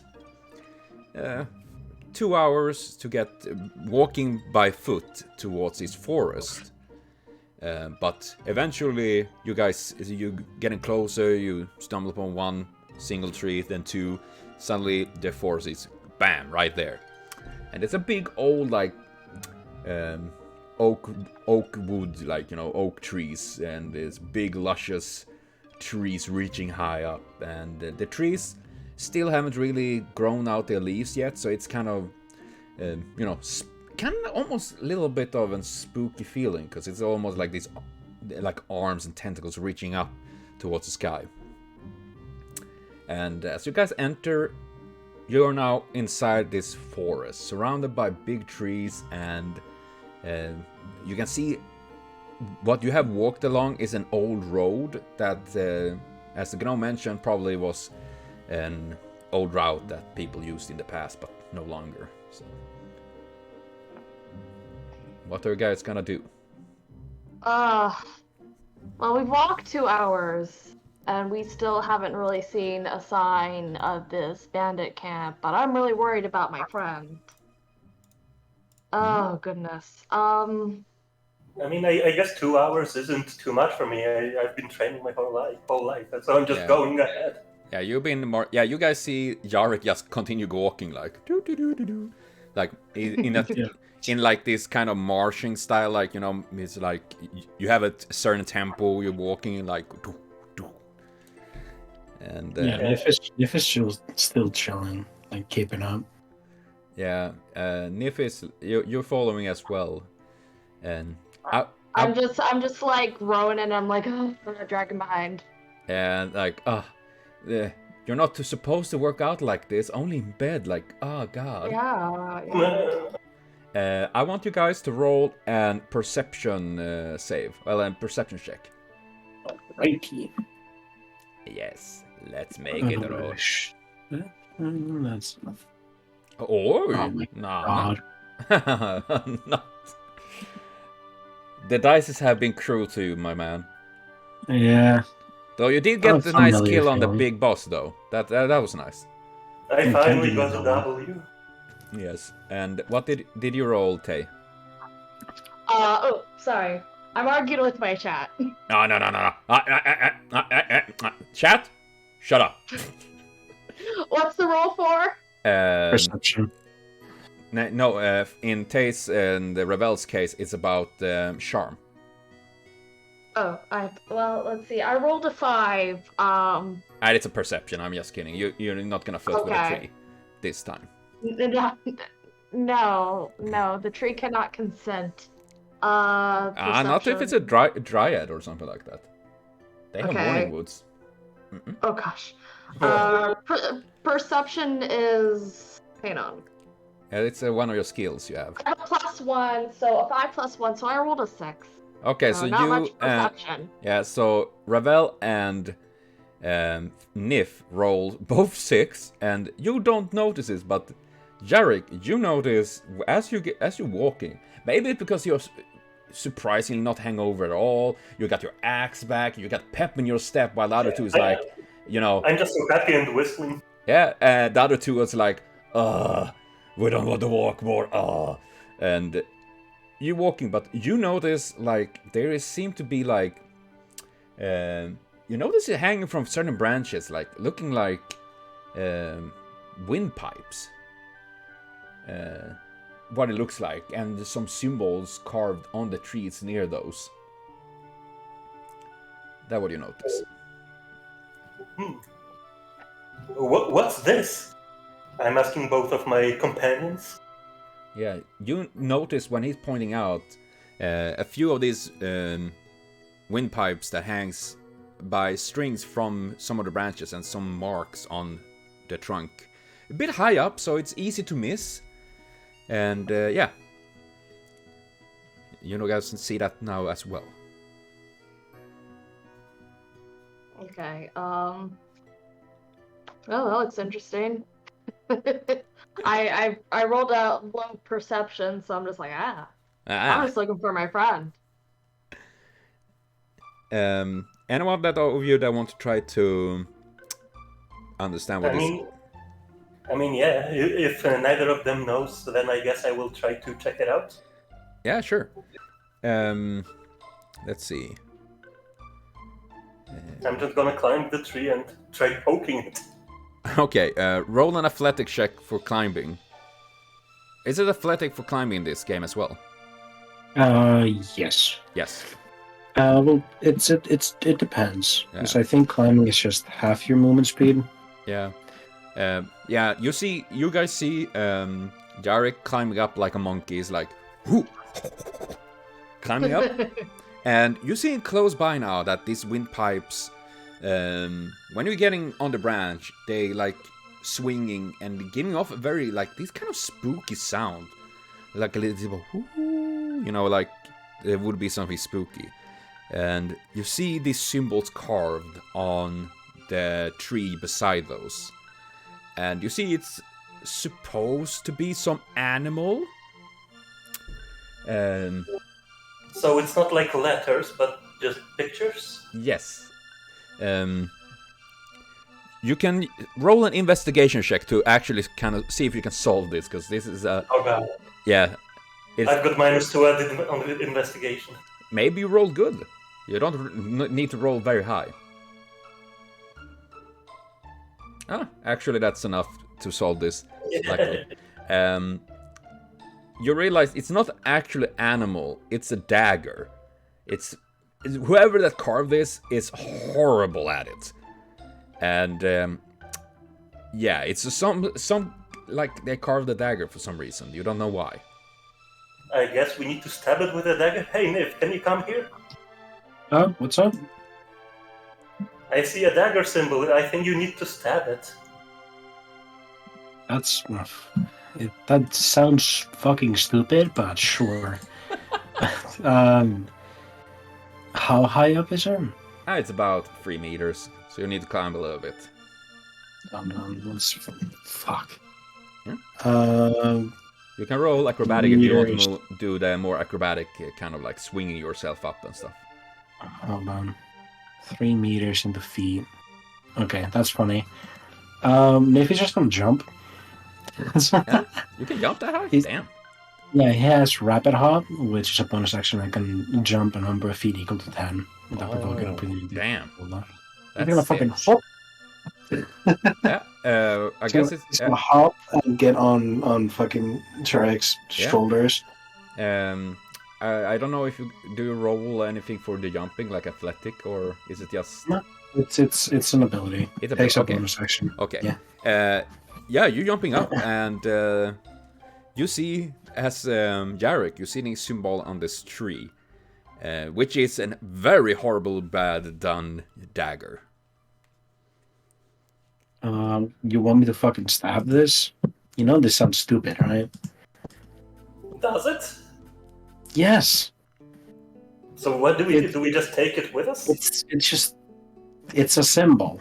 It's carved into the tree. You're gonna take the tree? I mean, it is a symbol, but it means something, right? Yeah, it's marking of territory. Whose? Probably the bandits. Or maybe assassins. Look, I'm just gonna take the dagger and stab the fucking tree. It does nothing. As you stab the tree, you hear a shriek from the tree. I was right! Well, I'll be damned. You fucking... Oh my fucking god. I'm just... I've been kind of like looking through the trees trying to see if I can see my friend or any sign, and then I just hear the tree shake, and I'm just like, huh? Yeah, you're seeing the tree suddenly moves. More like it's like whipping some of its branches. And you guys need to roll an acrobatic check to not collapse into the ground. Or if you want to jump down... I got it. Yeah. Acrobatics, was it? Well, Tay, you're already on the ground, so you don't need to worry about it. Oh, okay, good. If you didn't climb up. Yeah, you're on the ground, so you're safe. It's about the two guys, and one of them with the bad rolls. Yeah. It was acrobatics, not athletics, right? Yeah, acrobatics, because the tree is moving suddenly. It's crazy that I actually have not that good of acrobatics, but Oh, maybe I'll remedy that later. you did well though, and you both managed to jump down, and you see the trees moving, and you're hearing how the rattle from the windpipes is blowing in the wind as it moves, and it's giving off lots of sounds. So you realize it's actually more of those in this tree, and it's like shaking for a bit, and then suddenly like stops. So I guess the symbol meant do not stab it. Mr. Tree, you good? The tree is not replying. He's gonna speak in Sylvan. Mr. Tree, are you good? The tree is not replying. I guess it only communicates in shrieks. You see Jarik stand there screeching at the tree like a mad lad. What if someone's looking for us now and you just screaming? Well, then it's gonna save us the effort. Oh gosh. As you stand there discussing, a person suddenly comes around a tree, like he's just popping out from nowhere. It's like a rugged man yawning, like and riching his beard a little bit, like, is it your team? It was about time you get. And now he see you guys, like, he's like, who the fuck are you? And then he's just, What are you? I ask you first. No, wait. He's turning around. Hey guys, we got company. And you see it's behind the tree.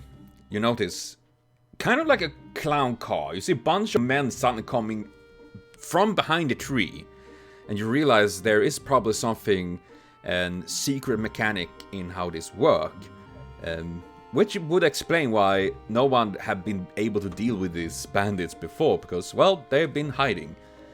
And you guys kind of like open the door by stabbing the tree. Amazing. Oh, well. Interesting. Yes. You see there's 4 men coming out there, like, oh! The one uglier than the other, dirtier, and just all of them having like daggers. One of them having a club. One of them actually having an old crossbow. Like, well, it looks like we got some lamb meat, 2 ladies, and well, an ugly guy, but we can do with that too, right? Maybe just gonna look at the rest of the group. I don't look that feminine, right? I mean, I just think you look pretty. Aw, thanks. Because you were the ugly guy.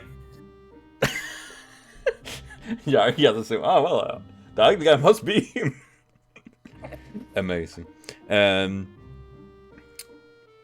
What do you guys decide? You see that they suddenly taking a step and they are about to engage in combat. Well, let's take out my grave.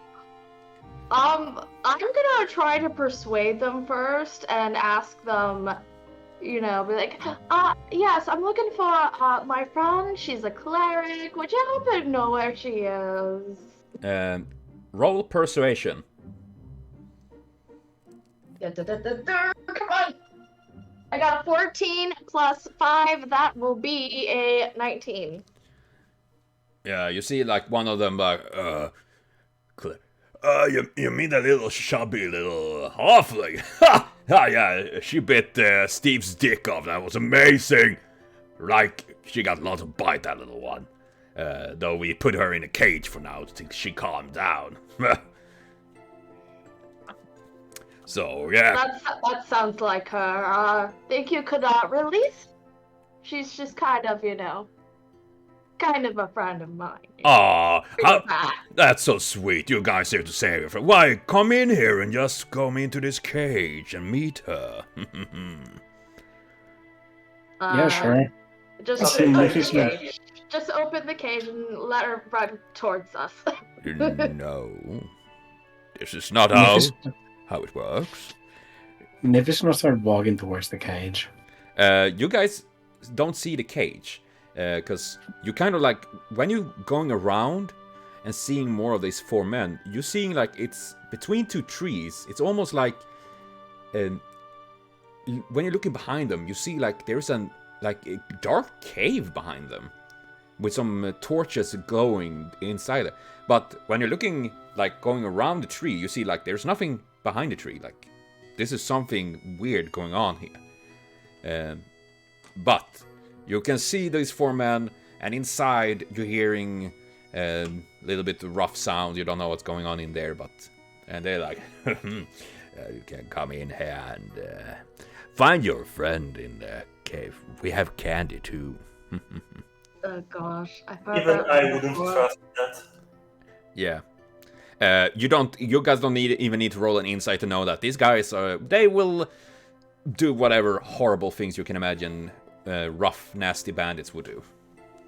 Okay, so I guess we're killing 3 guys and intimidate the last one to take us to our friend. Yeah. If you guys want to engage, you can roll initiative. Yeah. Oh god, they are so bad, these bandits. Yeah, this. Oh, I rolled a 5 plus 2. I rolled a 7. Holy shit! I got okay initiative. A 6. Ravel. You got us what, 7? Ravel? Ravel got 7. I got 9.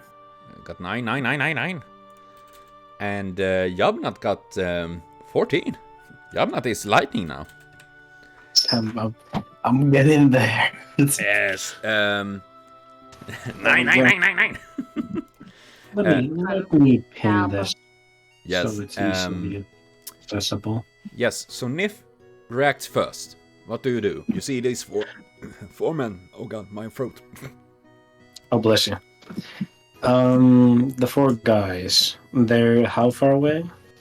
Currently? They're about 10 feet. 10 feet away from everybody, so I wouldn't be getting sneak attack. Unfortunately. Ooh, that's a fucking hair in my mouth. I'm gonna be funky. I'm going to actually back away. I'm gonna back away 20 feet. I'm gonna pull out my short bow. I'm gonna shoot him. Okay. I'll shoot the guy who's been mainly talking about candy and fucking buying dates and shit. Yeah. You guys see. Oh, nice. You easily hit. You're seeing Nith bounce back like quick steps, pulling the bow and shoots an arrow towards one of them. So roll the damage. You talk shit, you get hit. Oh damn. You act. Yeah, this is that arrow. You guys see an arrow just swishing through the air, and with a grotesque sound, pierce right through the eye into the brain of this man, like, and he's just slowly collapsing to the ground with an arrow through his eye. I'll be honest, I thought you would take a bigger amount of punishment. Yeah. And he's just gonna look at the next guy. You wanna go next, or should I go with the friend? You see the other's like, whoa, whoa. And more bark than but indeed. And then it is Jarik's turn. Okay, so I guess I'm going to slash at the nearest guy. Yeah. You need to take a few steps, and then you just go and stab. So He does have reach, which means he can attack from 10 feet I away. have the glaive, so how far is the reach? It is a 5 or 10 feet? 10 feet. it's 5. Oh, I mean, damn. plus 5, yeah. Yeah, 10 feet. So- Oh well. Then you can stab where you are from. Yeah, so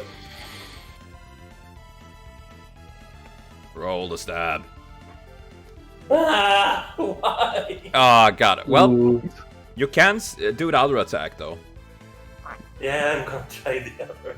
Yeah, because you're slicing with a glaive, and the band is like, miss.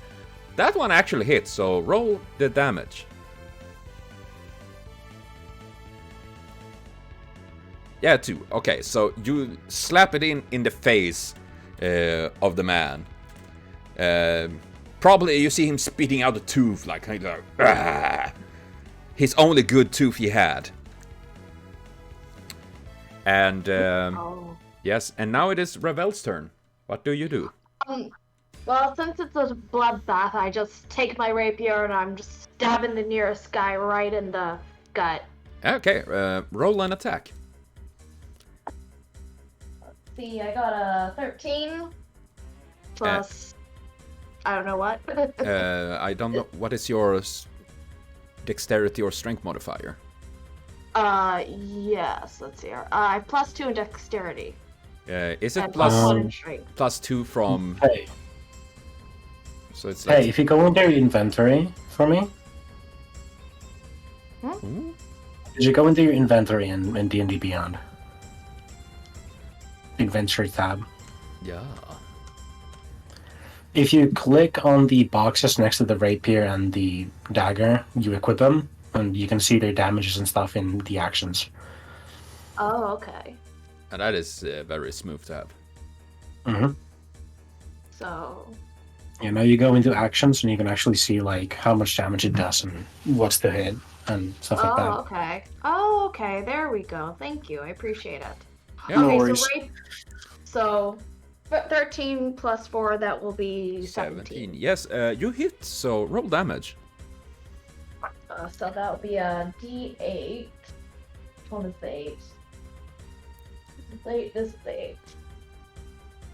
And this is where the tactical nuke damage comes, like 20 damage. So 6 plus 2, that will be 8. Oh, you taking a quick step forward and piercing with the blade of your rapier that pierces right through the heart of the man, that goes stiff, like shocking, like what just happened, and then slowly fall back from your blade to the ground, dead. And Nice. yeah, now it's the two bandits, and you see the one with the bow that like have not been hurt is like, Jake, hold him! And he's just turning around and running to the cave. And the other one that got slapped is like, what? What? Oh, fuck! He turns and charging with his club towards Jarik, and rolls. Dun-dun-dun-dun. Does an 11 hit. No. He swing and he miss. No home run for Jake. And it is now the other bandit rushing in the cave, and then it's Nif's turn again. Alright, so there's one bandit next to Jarik, one bandit rushing into the cave. Yes. I'm going to shoot at the one next to Jarik. Do you attack the one beside Jarik? Yeah. Yes. Okay, yeah. Roll an attack. I'm gonna try something because I did a little funny while you were exploring. We do like funny. 11 to hit, and it would be 10 damage. Yeah, it's a damage. That is a hit and 8. Mhm. Oh yeah, you obliterate that guy. He already was wounded, and then get that massive 8. You see like And a 3, so it will be 11 damage. Oh damn! You see the arrow piercing through his throat and through his neck that snaps, and the arrow is like the feathers is pointing out just through the throat. You can see the feathers as it's falling back, like because he have no control of his body anymore, and he's gurgling and dying. So he's dead in like 2 seconds. Nice. Yeah, and with that, the battle's over, while the last one is, well, he's rushing in and vanishing into the cave. Yeah. How Running far after away him. is he? Yeah, how far away is he? Because I can still probably catch him. He is about 40 feet away. 40 feet. That's funny. He's gonna walk up 30 feet. Then he's gonna jump another 10 feet as bonus action. So he's now 20 feet from them. I was 20 feet from them. He's 20 feet away from the guy, I think. No, 10 feet away from the guy. He's closing in, and anything starting there. Okay. Though, if Jarik or Rebel have something, because the turn is not over yet, if there is something you want to do. Okay, so I've killed this one guy. Yes. Yorick went after the guy that was fleeing, right? Yeah. Okay. I just immediately took after him, but I wasn't faster than him. Okay, I'm gonna follow behind Yorick to help him catch this guy, cause I'm a tiefling and I have dark vision. He's probably gonna get lost in there, so I'm right behind him. Yeah, and then after that comes Nif, that is agile, jumping, and you guys are hot on the heels of this guy. I want you guys to roll a perception check, all three of you. Alright. Okay.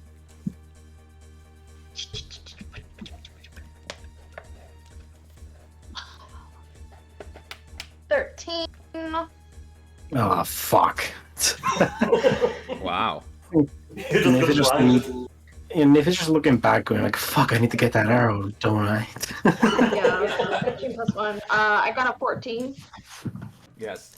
As you guys rush in after this bandit, you suddenly spring a trap, and the floor collapses under your feet. And you realize you're falling down into a spike trap. Well, shit. You guys need to roll an reflex save to try dex save, yes, to avoid getting completely impaled or minimize the damage. Let me read one of my features, because it will help. Did you with roll this. 4 on that one? No, I rolled a 3. You roll a 3? I rolled a think 3 plus 2, it's a 5. Oh dear. And I'm gonna assume a 22 pass. yeah, Oh no. YubNut, you managed to jump over, no problems. While Jarik and Ravel, you two fall into the hole and Jarik taking 6 damage and Ravel taking 3 damage from the sharp wooden spikes below. You're feeling it piercing through, piercing into your leg, one sharp into your bum, and one into your hand, like, ah! Just lucky that you guys didn't, hit more spikes, pretty much. Yeah, that's over half my HP. Oh, there. Yeah. Oh, yeah, you're no tanky. Nif is gonna... Yeah, I'm at 4 right now. Nif is gonna take like an aim at the guy fleeing, then he's gonna just fucking curse into himself and go over to the hole and throw down a rope. Yeah. Mr. Nif, I'm not feeling so good. Oh So good. gosh. Yeah, let's just get you fucking out of there first. I'm just like coughing up blood and like. How were you coughing blood? You just fell on a spike. He's just gonna throw a rope for you both. Don't be so drunk. dramatic. I'm being dramatic. Find my cleric friend. She'll help us. She'll heal us back up. You guys. Making juice. You guys climb up. Thanks for the help with the rope, and you're kind of beat. It rather hurts after all. You got like some wood splinter in your arm and stuff like that. It is painful, and deeper inside the cave, you're hearing echoing of steps. Once there was just one guy running, you suddenly hear more, and realize there's more to come. Fuck. And Fuck. what do you guys want to do? You're now pretty much in a room with a big hole in it. 2 of you are wounded, and they're coming. You don't know how many they are. Ravel, you got any healing for you too? I'm clean. I'm good. I have. What do I have? I don't know. Spells. I can do healing word.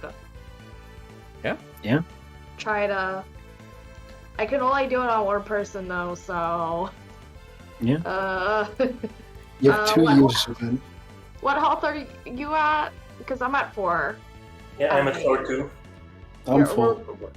Okay, he's full. Oh gosh.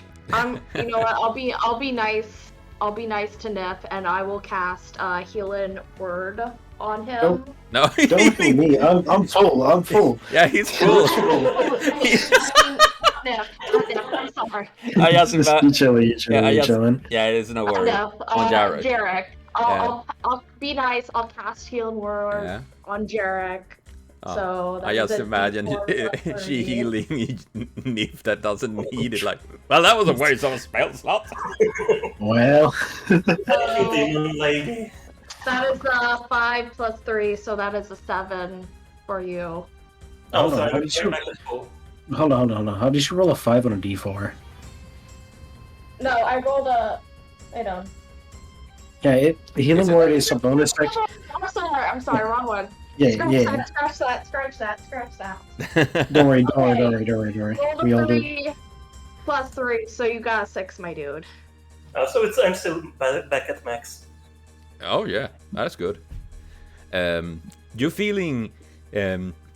Ravel is like, I don't know how. Can you, Ravel? Can you describe how you're using this magic? Like, do you sing or do you spoke a word? How does it appear?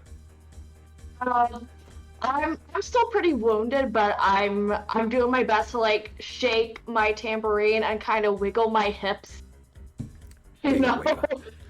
Yeah, even if it hurts, the show needs to go on, and warmth spread through Jarik, and the wounds that had appeared quickly closes, and you're feeling like, oh shit, like, is this your own supernatural powers, or is it someone that healed you? You don't know. I guess I would know that I don't have any. Probably, I mean, yeah. I'm shaking my tambourine and you hear it, so Yeah. you see it me. I mean, I know I've got the intelligence of 7, but come on. I'm doing that. I'm just like, fuck them up. Fuck them up.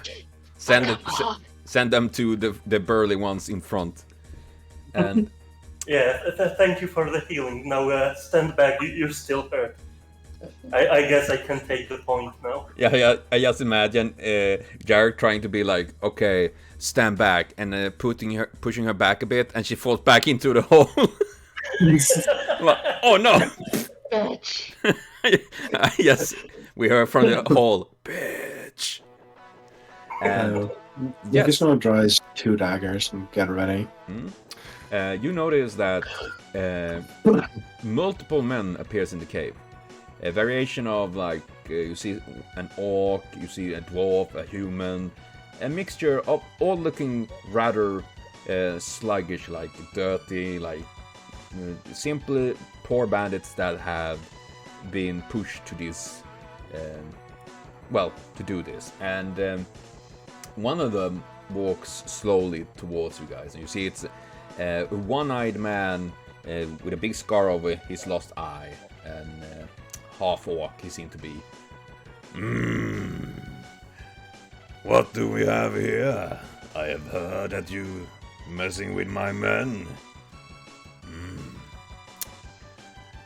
What can I do for you? I want to try intimidating him into telling us about the halfling we're looking for. Yeah, sure. Roll intimidation.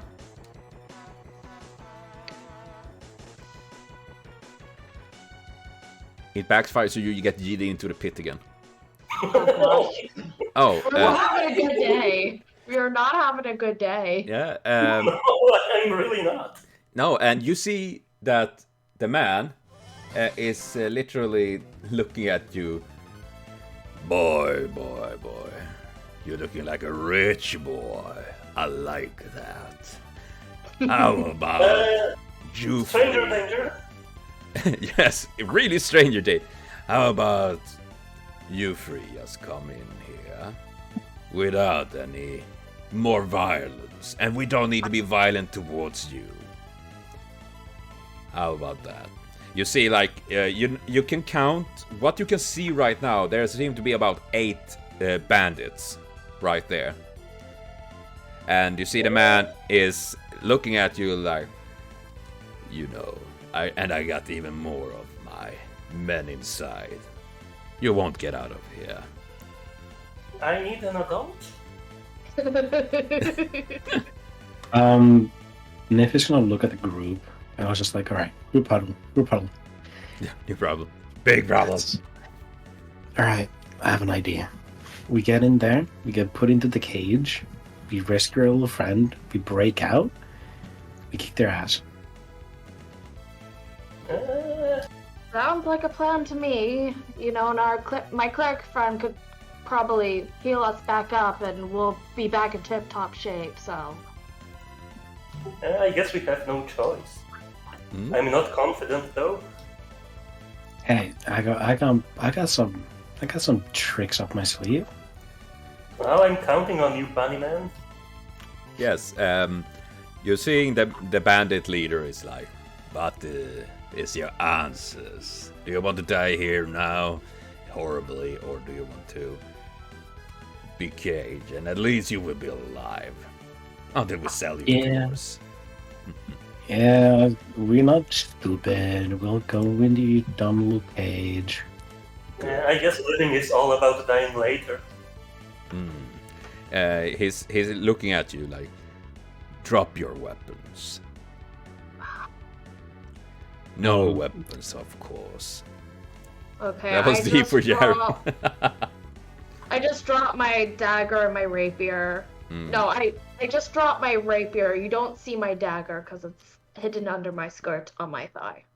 And I'm obviously keeping my tambourine. Yeah. Nif drops his both of his strand daggers and also the bow. Yeah, I'm dropping my weapon because it's kind of hard to hide the glaive and 2 axes. You know, you're doing the anime girl style, you know. They manage to pull out a weapon, no matter how big, from somewhere physically we don't know. Yes, you see, like, they're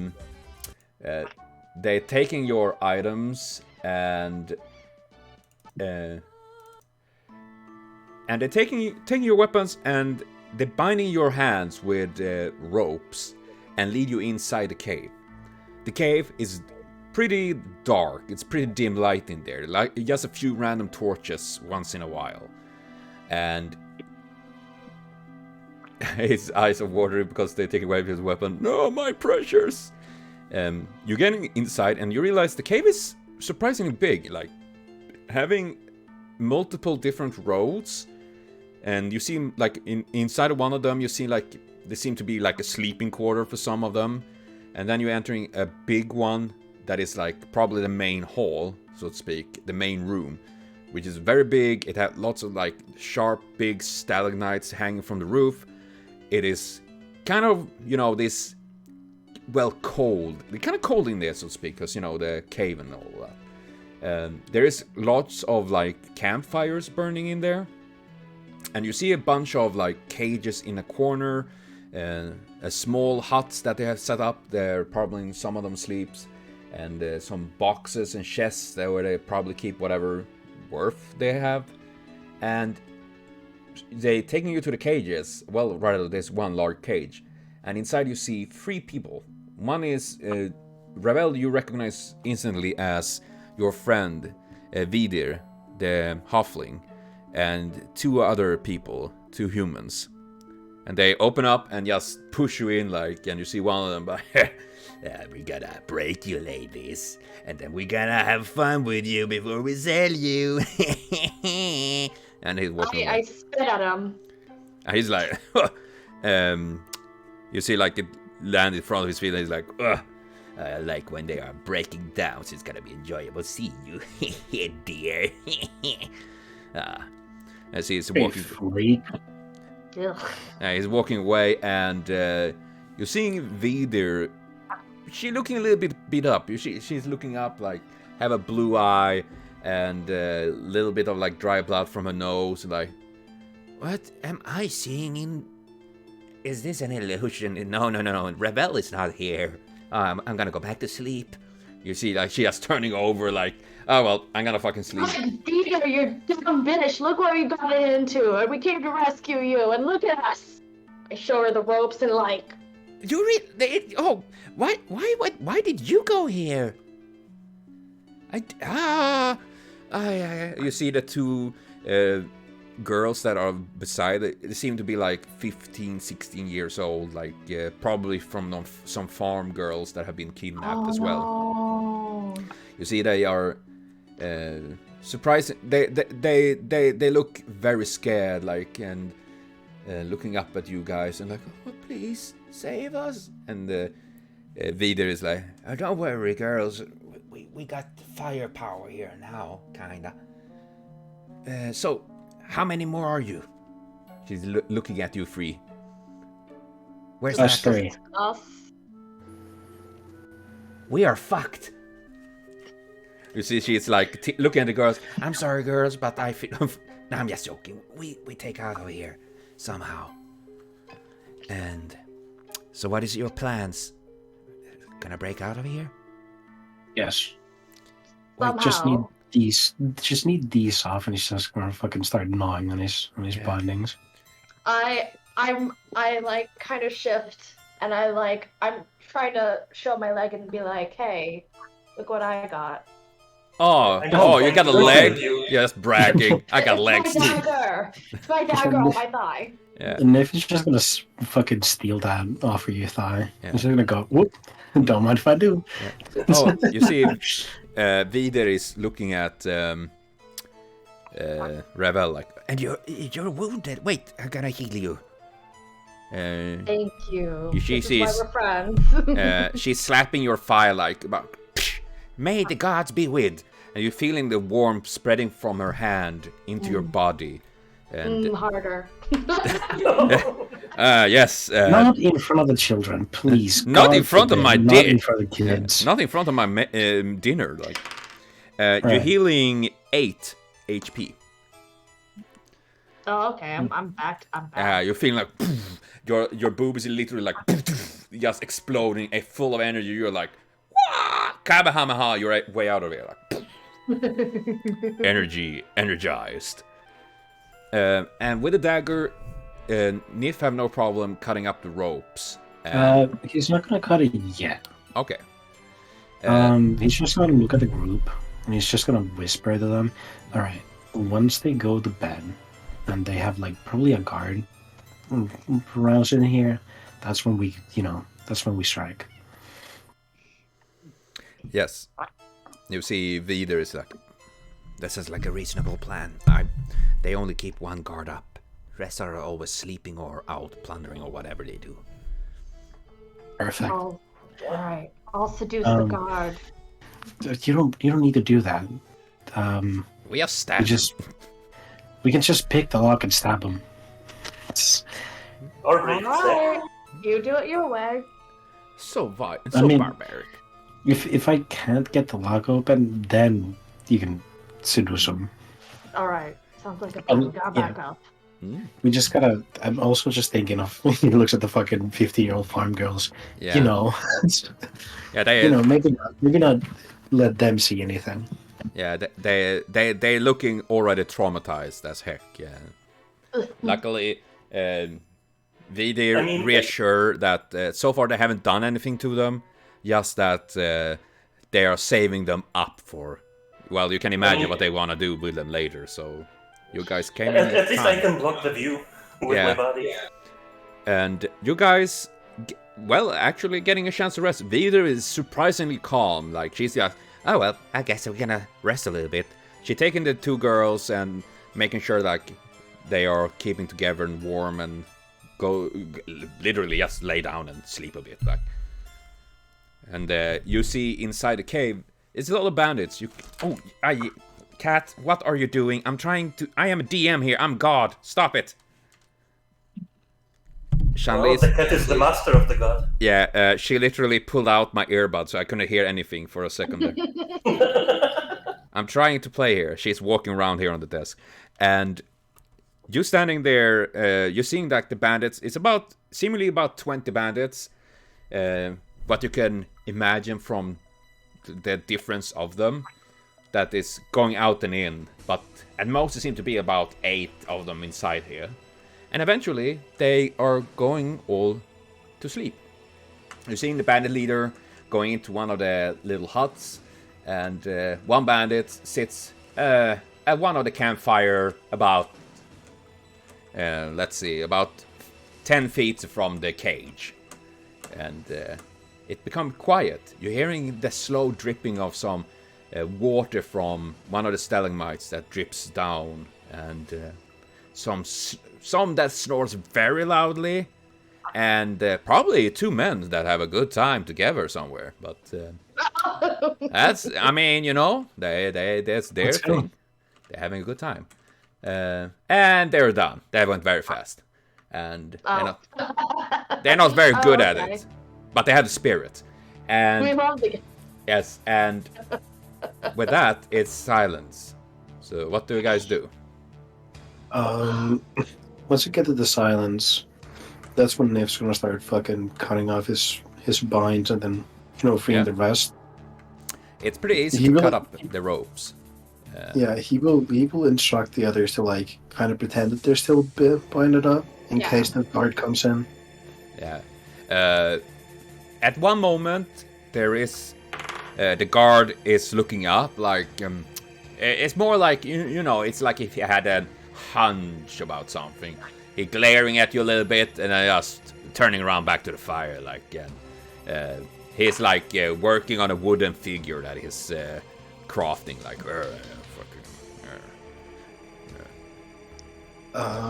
Once he does that, Nif is gonna, once he's free, he's gonna reach into his boot and he's gonna pick up some pickpocketing fucking tools. What are they called? I don't remember. Lockpicks. That's the one. And he's gonna start working on the cage door. Yeah. I assume, is it sleight of hands or stealth to use? It is thieves' tools. Yeah, but skill. Thieves' tools. There's tool proficiencies in different. There is that. Oh dear, I didn't know that. Oh well, roll for it. Because I get blah, 17. Oh god, the poor Lock. A poor Lock that has just been there for a while, getting violated by this handsome bunny boy, and is easily cracked open. It got like, step on each other, and they just open up a crook. Oh my god. So instead of like so I fucked the lock open. That's awesome. Yeah, you don't know. Have you heard about this new anime that I'm creating that is called That Time I Isekai'd as an lock in a cage? This is it. No. That time I Isekai'd with a fucking skeleton key penis. Yes. Amazing. Scary thing is, it sounds like an actual anime. Wouldn't be surprised. I mean, it's not much better than That Time I Got Reincarnated as a vending machine and now I explore dungeons or some bullshit. Yeah, that's amazing. But you open up the cage, no problem with that, and it's creaking a little bit, but you're keeping it very. You can roll an stealth to open it quiet as possible. Yeah, he's gonna open it and he's gonna start like making his way towards the guard with a knife. Yeah. Do you just want to open up and rush towards the guard, or? He's gonna stealth towards him. Okay. Roll stealth then. Check. Ooh. Ho ho ho! Yes, you managed to open the cage, no problem, quietly, and then sneak up on the man. That is unbeknownst to you that you are behind him, like working on his wooden figure. Like, and you see him blow. The girl gonna be happy about this one, definitely. Once he's like right behind him, he's gonna put one hand over the mouth and then just kind of stab. Yes, and you can. Let's see. I'll assume. Since it's surprise, I get advantage, I think. Yeah, you roll with an advantage. You roll with an advantage. This is literally more like.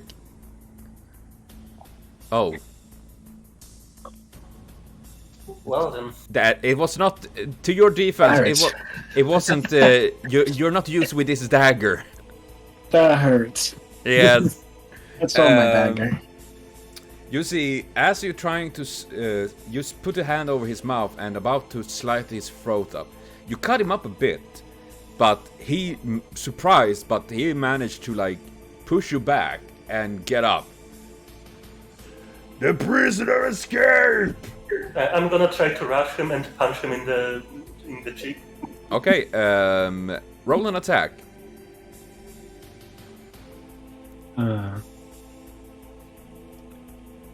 What mods do I use? It is unarmed. Yeah, unarmed. I think that's strength. Okay. No. Wow, what is up with you guys? No, fucking, it would be a 11. Like that, like that would any better about. So you roll 11. Wow. You're proficient with unarmed attacks. Proficient for damage damage. Ah. It is still a miss, just precisely. You see the man stumble back, and Revel, you're seeing both of them failing their attacks, the bandit shrieking out, and you're starting to hear like, what's going on? Like, and starting to rumble around in the camp. What do you guys do? You that are engaged can roll an initiative for dealing with this guy. Yeah. Well, Nif begins, then Nana, and then the bandit. And then if Tay wants to join in, she can do that. Or if you want to take another action because you're outside the combat. Okay. I'm sorry. Something's happened in my chat. No worries. Where are we right now? You're still in the cage met with Vidir, the halfling cleric, and the two girls, while the two dudes are flailing around against the bandit with a wooden doll. Okay, I am gonna help my cleric friend and the two girls sneak out. Okay, you're seeing Vidir's, come here, girls. And they're starting to sneak, and you're taking the lead, so you can roll a stealth check. Okay. At least we can be distracted. That's true. Sure. You guys are really distracting. Okay, hang on. Oh, shoot. Do. That would be a 7. Okay. That's Oculus, right? Yeah, there is still pretty dark, but you're taking the lead with 3 people that definitely is not very good at stealthing. So it becomes kind of like noticeable that you're taking the lead. And yeah, what is with horrible? It is beautiful. And while Revel is leading the little group alongside a cave wall, it is Nif's turn to do. What do you want to do? He's gonna try and fucking stab this guy quick. Yeah, go for it. Roll attack. Oh, 15. No, yeah, you hit. Decent, okay. And correct me if I'm wrong, but Jarik is like right in front of this guy within 5 feet. What do you say? Jarik is within 5 feet, yeah? Yes. Alright, so I get sneak attack. Oh, backstab. Dude. You can describe how you kill this man, because this is an instant. Yeah, when he misses and fucking Jarik comes with the fucking sucker punch, he's gonna jump on Jarik's back and just fucking jump on top of this guy and stab the throat. You see, like he's like instantly like falls to his back with you over, and the dagger deep into his throat is like. You hear him mumble a name as he's slowly his life fading away, and you're hearing more and more sounds as some more bandits coming out, an arrow hitting the ground in front of you, like from someone shooting. Like they're escaping. Whoa! Shoot. Lano, what weapon did this guy have? That guy had a spear. He's gonna give that quickly to fucking Jarik. It's not the fucking glaive, but it'll do. Yeah. Yeah. And you got the... Oh, Jarik, you're getting a spear. It's not the finest. Considering your upbringing, this spear fucking sucks. But better than nothing, to be honest. Oh yeah, also fucking Nif is gonna pull out his tetanus knife. I guess he still has that. Time to bring some Double tetanus knife. to the people. Well, it seems like there's a slight change of plans. What do we do now? Hold him back while she leads them out. You seeing...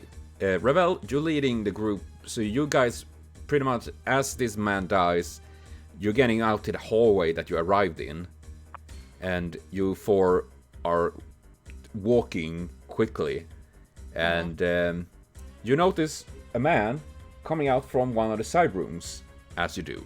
And meanwhile, Jarik and Nif are suddenly surrounded by 3 men with short swords.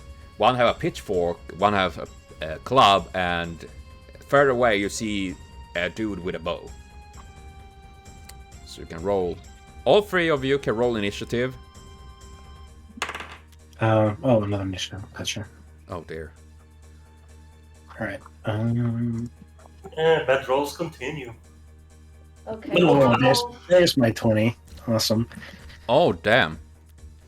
Nif 26. That's the first natural 20. Nice, congratulations. What did Tay roll? 12 plus 2, that will be 14. Let's Correct. see. Yes. Rebels have 14. Awesome. Initiative is in chat. Let's see. I'm gonna set up here. Let's see. Oj då. That's... Yeah, I feel like Nif is going first. I don't know. We have Lightning Lars here. He's super fast. His only good stat is reacting first. Rest is sucks. Nah. Lightning Lars just really fastly run to the toilet. Yeah. First one to act is Nif. What do? You have 3 men in front of you and 1 archer further away. How far away is everybody? They are about 10 feet away, and the archer is about 30 feet. Okay. He's going to close in the gap of 10 feet and walk him up 10, and then he's going to attack the guy on his left. Okay, it's the man with a short sword. Gruff-looking dwarf is like, oh damn. Now comes all the good rolls. Now the hero time begins. 7 damage. Yeah, you see the dwarf like raising his sword, but he's way too slow, and you like slicing over his eyes and probably shaking something in his brain because he collapsed to the ground dead. Then bonus action, he's gonna use the tetanus knife to fucking stab the other guy. Okay, roll an attack for that. Oh, It's actually a hit. holy shit. Well, it's not gonna be much. It's just gonna be 1 damage. Yeah, you're seeing the dagger, nasty rusty dagger, is like is skinning up a little bit on the dude, and I'm grazing the thigh. yeah, and well, but 1 dead, and it is let's see who is. Ravel should be next. Yeah, Ravel. What do? You see this man coming out, you know, like scratching his groin, like what the fuck going on? What are you guys like? Like he has woke up. You see, the only weapon he has is dagger at his belt, and he's like, "Oh shit!" pulling his dagger. And what do you do? Ravel. Okay, it's my turn. Okay, Yes. so a guy's pulling out his dagger and coming towards us. Yes. Shoot. With what? Wait, what? Yeah, you said shoot. Oh god. Nif still has my dagger, doesn't he? Yes. Yeah. Oh my gosh, my timbre. Just mock him. Just call him a stinky little fucking idiot. Yeah, you can use magic. I got Thunder Wave. Let me see here. Hang on. Through my book here. Like, what can I do? Don't worry, That you're sounds like just friendly fire. If you click on Thunder Wave in D&D Beyond, you can see what it's spelled as. Can I? Yeah. Hang on. Okay, sweet. Wave of Thunderburst. Each creature in a 15-foot cube originating from you must make a Constitution saving throw on a field save. A creature takes 2d8 thunder damage and is pushed 10 feet away from you. On a successful save, the creature takes half as much damage and isn't pushed. yeah. In addition, unsecured objects are completely within the area of affected or automatically pushed 10 feet away from you by the spell's effect, and the spell emits a thunderous swoop audible. Okay. So, That's gotta be loud. Ooh. So, Should I do it?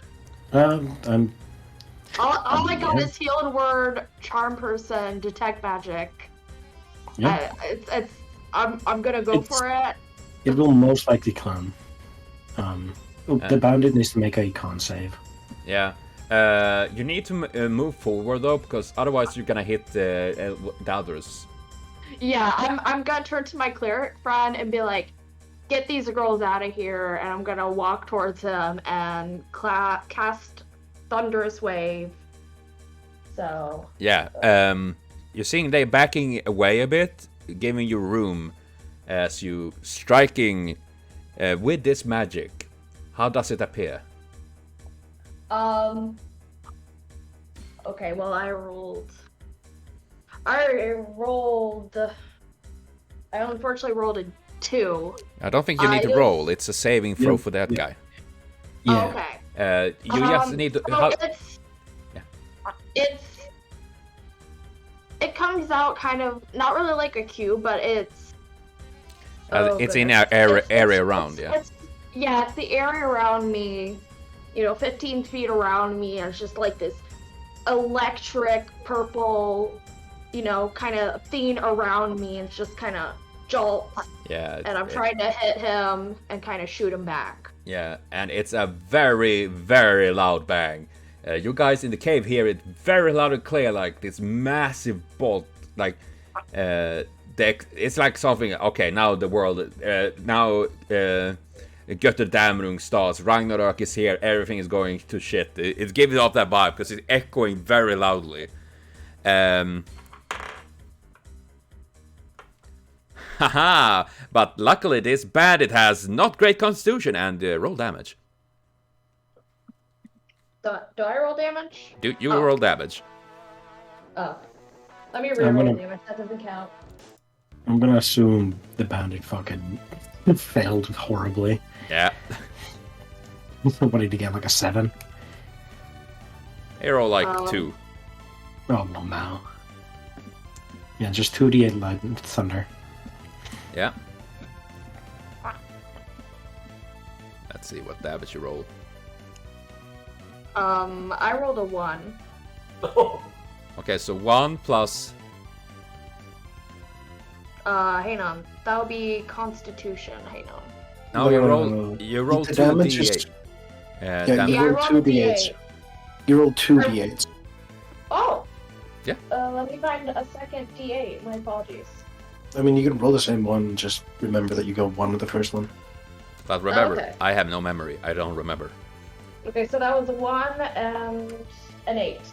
Okay, that's no 9 damage. Yeah, 9 damage. The bandit, like, was about pulling out a dagger when lightning bolt, with his massive bang, jeet him off like a fucking ragdoll in Skyrim. Like, he just jeeting in the wall. Like, he's dead. I can say that right away.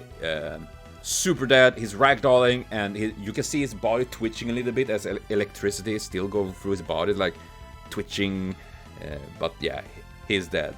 And you seeing Vider coming there like, that was great! You stopped him! Like, really shouting because they apparently have lost hearing for a moment. Yeah, poor fucking Nif with those big ass ears. Yeah, Nifu, you feel like. He just feels over in fucking pain. Yeah, we can do like this. You can roll an Constitution save. It's gonna be simple. If you roll below 5, you're getting a disadvantage next turn. Because man, because you're sensitive hearing. yeah. Let me see. Oh no problem. It hurts, but it's not so it affects your ability to fight.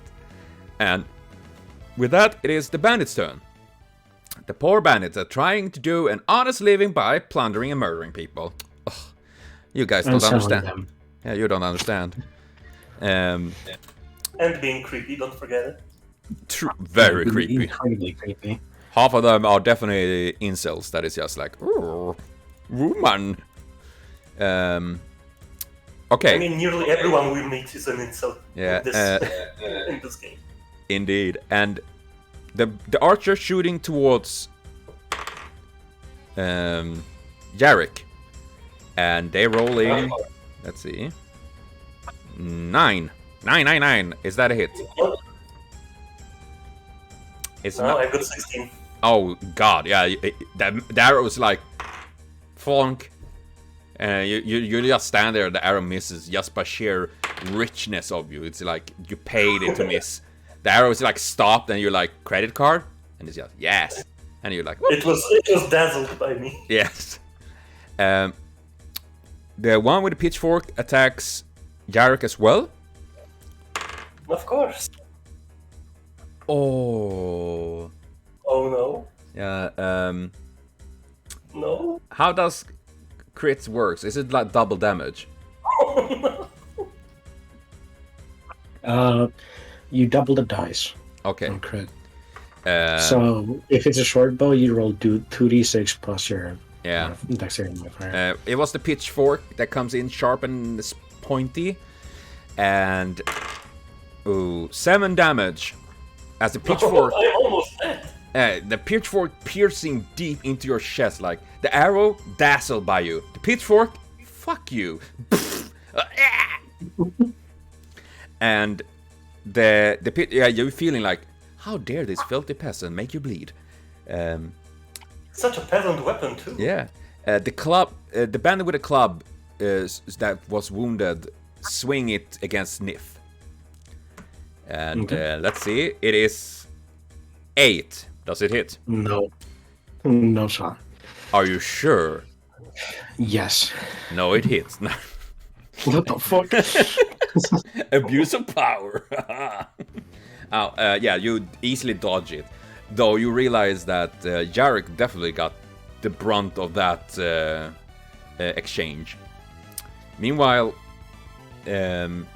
Ravel, you're leading out the girls and Vidir out of the cave.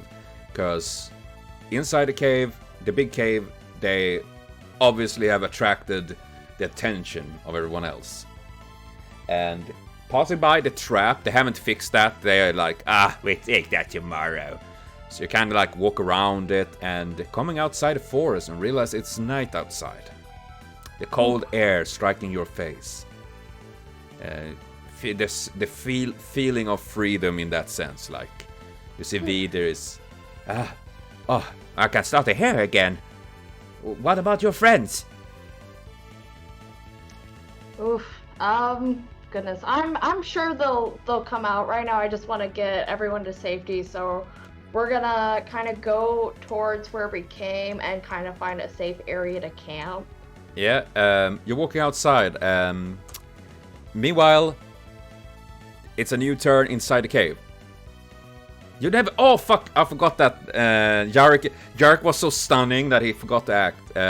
So yeah, this is still Jarik. They're still the same turn. Jarik, what do? You got pierced by a pitchfork. Well, there's only one thing to do. I take my spear and stab at the guy who stabbed me. That's how it works, right?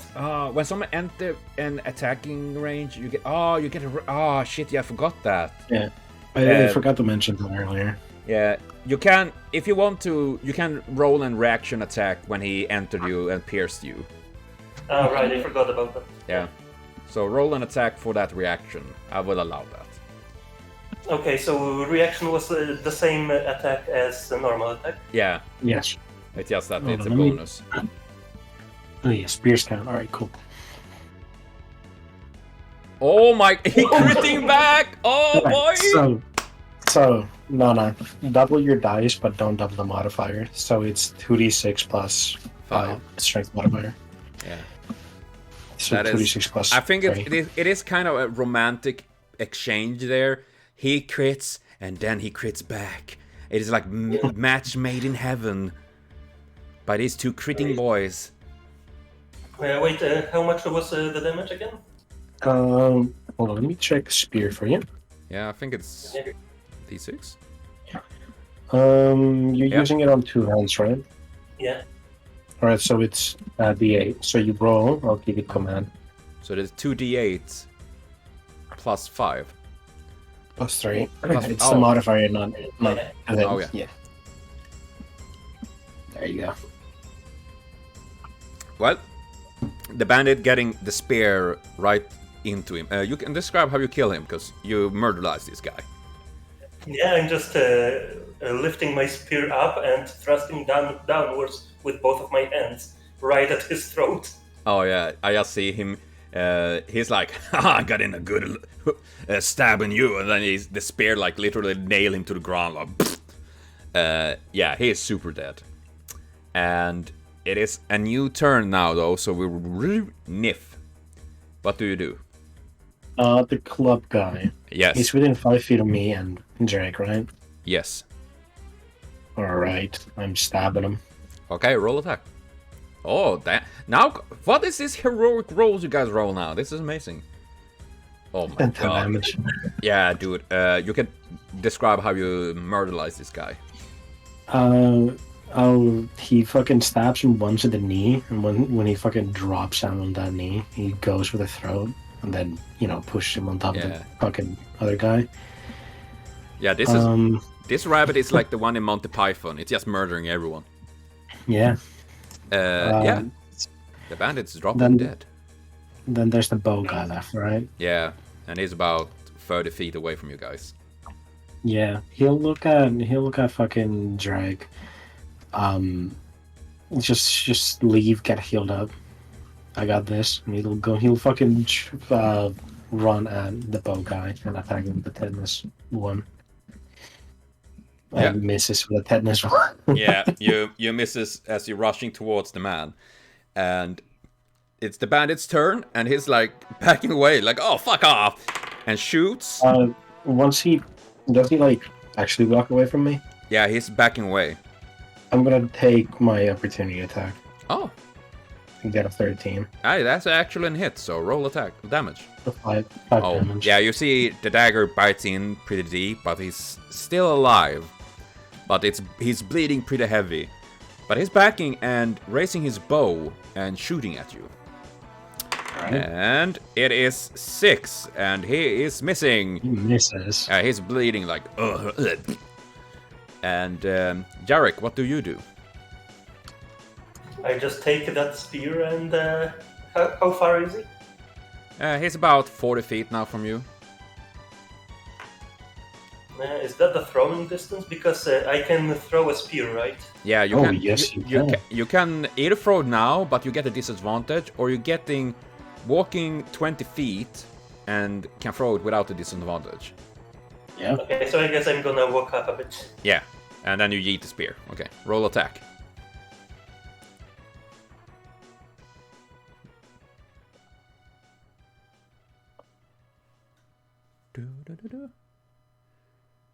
Yeah, that's a hit. Spear.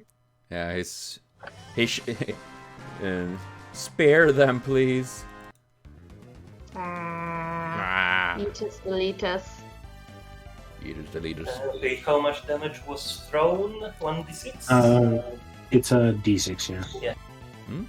Plus your strength modifier. Oh, yeah. Just strength. E.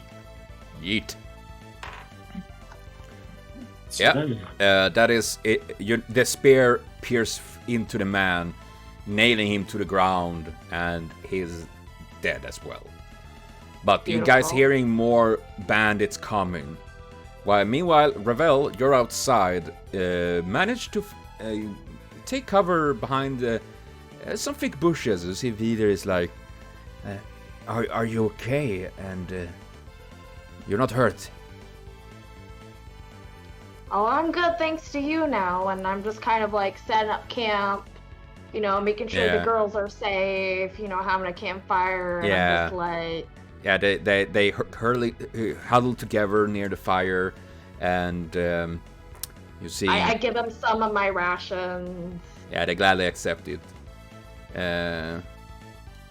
Oh yeah, you have second wind, Nana. And yeah, I'm fine right now. If we get attacked again, then I will use it. Yeah. And meanwhile, you guys setting up a little camp, getting a chance to rest up. Inside the cave, you guys, Jarik and Nif, what are your plans to do? Run the fuck away. Yeah. Yeah, you seeing the bandit leader coming out from his hut that is deepest part of the cave, roaring, Catch them! Keep them alive so I can slaughter them! And you hear like and there's a lot of bandits coming, but they're taking time to mobilize, so you guys get a chance to run away. Yeah, I'm running right behind Nif, just shouting behind. Yeah. Towards my axis. I will be back for you, I promise. Yeah. You guys running, and you're getting outside the cave. You're hit by the fresh air of freedom as you guys getting out of there. And you two can roll a perception check as you're walking in the dark.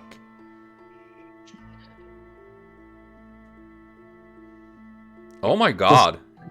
The duality of man. Yeah, Nana is crying because you have not your glaive and your axes, so you can't see it. But Nut have no problem with Nif finding the camp, seeing hidden among some bushes and rocks. You're finding a little campfire where Ravel and the other girls sits. Yeah, he's gonna grab Jarik by the hair and fucking pull him to the camp. Yeah. Yeah, Jarik getting pulled to the camp, and yeah, you're getting the there.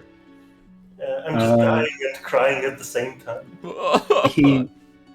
He gives fucking Ravel back his dagger, going, yeah, this shit's slippery. Yeah, you see the dagger covered. Thank you. Did you? And I don't know how well they did back there, really. I'm like, did you recover everyone's weapons? Nope, there's more coming. We should probably get the fuck out of here. Oh, shoot. Okay, yes. And I'm just like, oh my gosh, I'm trying to get these girls to safety. Gosh, do you think they'll find our camp? I mean, I did. Oh, we should at least move back a little bit. Yeah, okay, okay. If we keep on moving, it's gonna be hard for them as well to find us in the dark. As long as we're going towards the town. See, Vidar is talking there. Exactly. Let's go.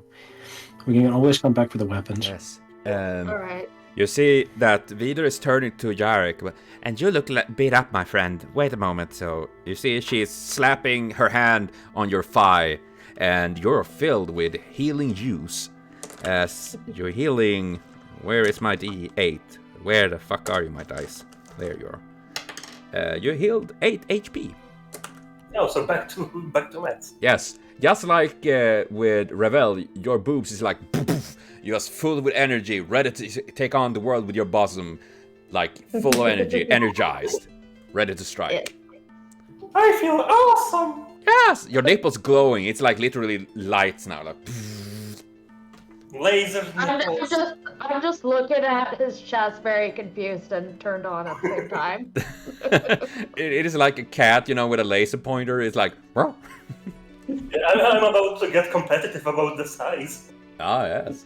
But yes, you guys are making haste through the darkness towards the town, and you will be able to reach it without the bandits being able to find or catching up to you.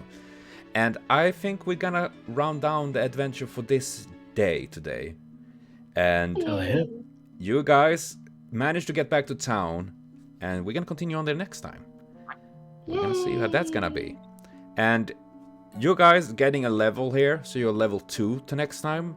You're getting the first 2-3 levels rather easily here because well, for Tay to get used to it, and well, to give you guys a little more toys to play with, I'd say. And I can help out with level ups and stuff. Yeah. Yes, I'd appreciate that. Yeah, no worries. You guys managed actually surprisingly well there at the end, especially Nana and Nut. You guys went fucking ham there. I did not get hit once in that big fight. Yeah, that was insane. Yeah. And, I did my job by getting hit. And I think you guys did very well. Like Tay, that first time for you, that done well, and Nana doing well, and then you have Nut. Yes, fuck you too, man. I love you, bro. Well, Yeah, I think. I assume. I've only fucked one person. I mean, that's not bad. That's. I also got one. What question? I think I mean, next time you probably have more chance. Yes. Yes. Yeah, listen, there's this one fucking rabbit guy. Yeah, Ask you him. guys. I just somehow gonna see that it's like a tally between you two, like, well, who got the most laid? Like, it's 1-1, and far in the future they will speak about the legend, like, Competitive sex. yeah, the competitive fuckers. It was glorious times. Scars on the thighs. Yes. And yeah, that will be for today. And thank all of you for joining in for this session. And Thank you for running. Yeah. gonna continue if you guys want to. And Yeah. and yeah, we're gonna see when next time will be. And gonna plan in a day when everyone can. So we're gonna go for that.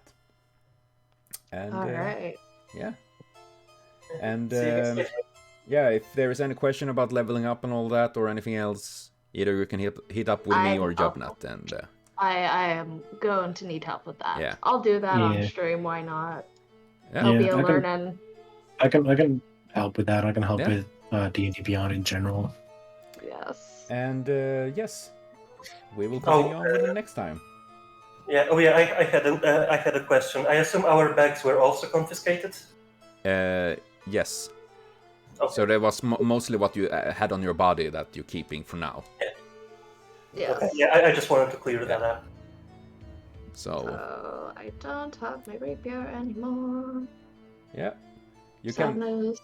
you guys can mark those as a loss for now. There's a chance you can get them back, depending on what you Yeah. want to do. So We'll either get it back or we'll go to the shop and Rich Boy can buy us new weapons. Yeah, that's exactly what I was asking about because I kept my purse in my bag. In my bag. oh. Well, I guess you guys need to go back and get the backpacks and everything. I changed purses in my corset. I had 21 gold coins there. Oh, nice. I'm broke for the first time in my life. Oh gosh, the feelings. But yes, I will be off then, and thank you for joining in here today. This is your DM speaking. Keep your arms and legs inside the seat, and don't crash while you do it. Let's roll.